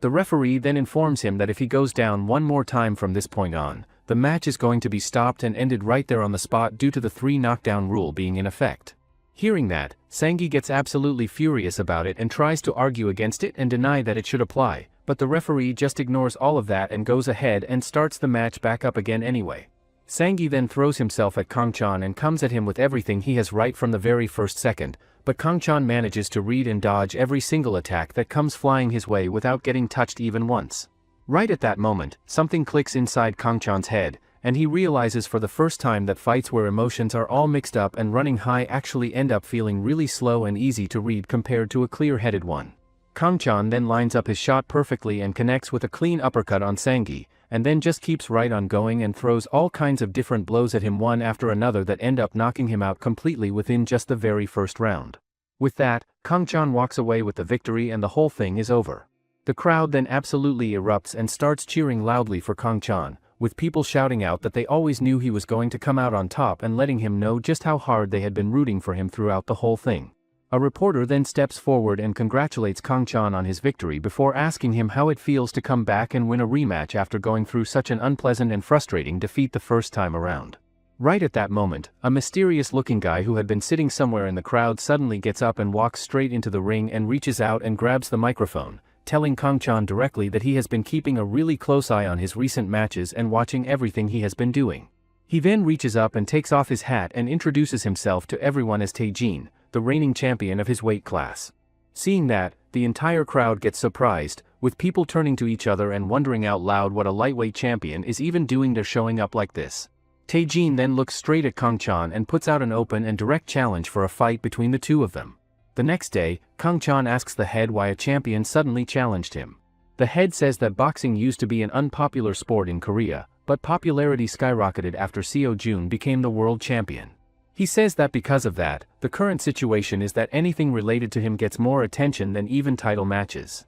Kangchan then asks him if it's okay for him to have a title match already, but the head says that if he moves up a weight class now, his record will be wiped, and he will have to build it up again in the new class. The coach then intervenes, saying the key is whether or not he can beat the champion and says that the win rate in his opinion is 10%. The coach then asks Kangchan what do he think his boxing is. He says that his fundamentals are solid, but he don't have a boxing style of his own, and if he don't have that, his title challenge will end in defeat. On their way out, the coach tells him that next week it's Seo Yoon's title challenge and Sungwoo's title defense. 1 week later, the day that everyone has been waiting for finally arrives and it is time for Seo Yoon to step into the ring and face off against her opponent, who turns out to be quite a bit taller than her in person. The day before the match, right after Seo Yoon's weigh-in is done and finished, Kangchan and Seo Yoon end up sitting together at a cafe. Kangchan takes the moment to genuinely thank her for absolutely everything she has done for him throughout their time together, but Seo Yoon immediately brushes it off and tells him straight-faced that she only came out because she wanted to eat something after getting through her weight cut and that was really all there was to it.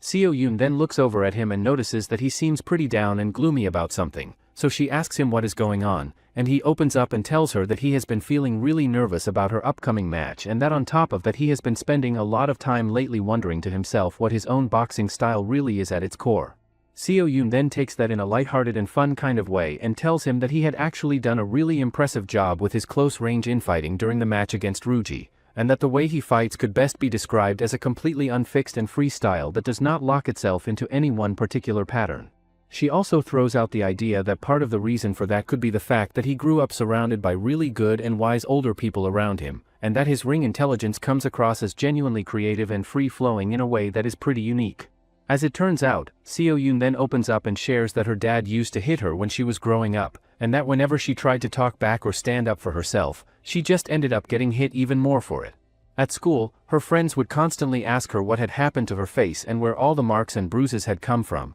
but she absolutely hated the fact that she could never give them a real or honest answer to that question no matter how many times they brought it up. Then one day, when she could not bring herself to go straight home and was dragging her feet and walking back as slowly as she possibly could to put off getting there for as long as possible, she happened to notice a boxing gym sitting right there on the side of the road. She eventually made the decision to go ahead and join that gym, and even though it was not the truth, at least from that point on she finally had something she could tell her friends when they asked about the bruises on her face, since she could just say that they came from boxing and leave it at that. On top of all of that, boxing ended up becoming something much more meaningful to her than just a cover story, as it became her real and genuine way of learning how to defend herself and feel like she had some kind of control. But then things got complicated when one of her teachers at school happened to hear about what was really going on in her home life, and the next thing she knew the police had shown up at the gym to look into the whole situation. Worried sick that the coach was going to end up getting dragged into trouble because of her, she went ahead and told them the full truth about everything,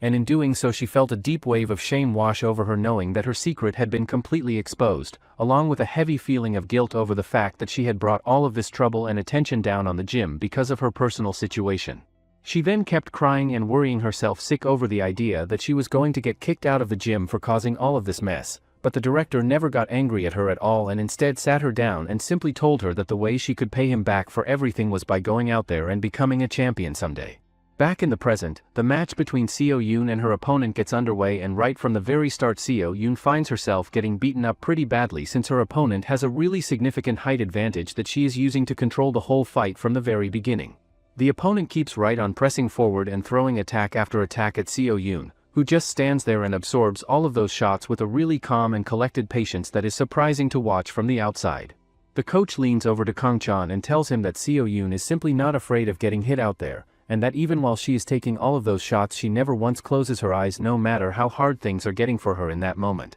Eventually, Seo Yoon finds her opening and manages to land a really clean and sharp hit on her opponent, and right away it becomes clear to everyone watching that what makes her boxing stand out is her incredibly sharp and focused eyes combined with a really fast and precise punch speed that is hard to prepare for. Seo Yoon then keeps right on going and starts working her opponent over with all kinds of different moves one after another, landing enough clean and damaging shots that her opponent ends up taking way too much damage to keep going at the same level. Seo Yoon ends up coming out on top and winning the match, and the first thing she does afterward is turn to the coach and tell him that she had wanted to pay him back by doing exactly what he had told her to do all those years ago and becoming a champion. After Seo Yoon's match wrapped up, Songhwa's title defense also took place right after, and Songhwa went out there and pushed forward the entire time with his aggressive and relentless infighting style the way he always does. Kang Chan then went around and congratulated both of them on their victories, but Seo Yoon could not resist and started teasing him about something right away. Later on, Kang Chan sits with his thoughts and thinks about how Seo Yoon brings really sharp and focused eyes combined with a fast and precise punch speed to everything she does,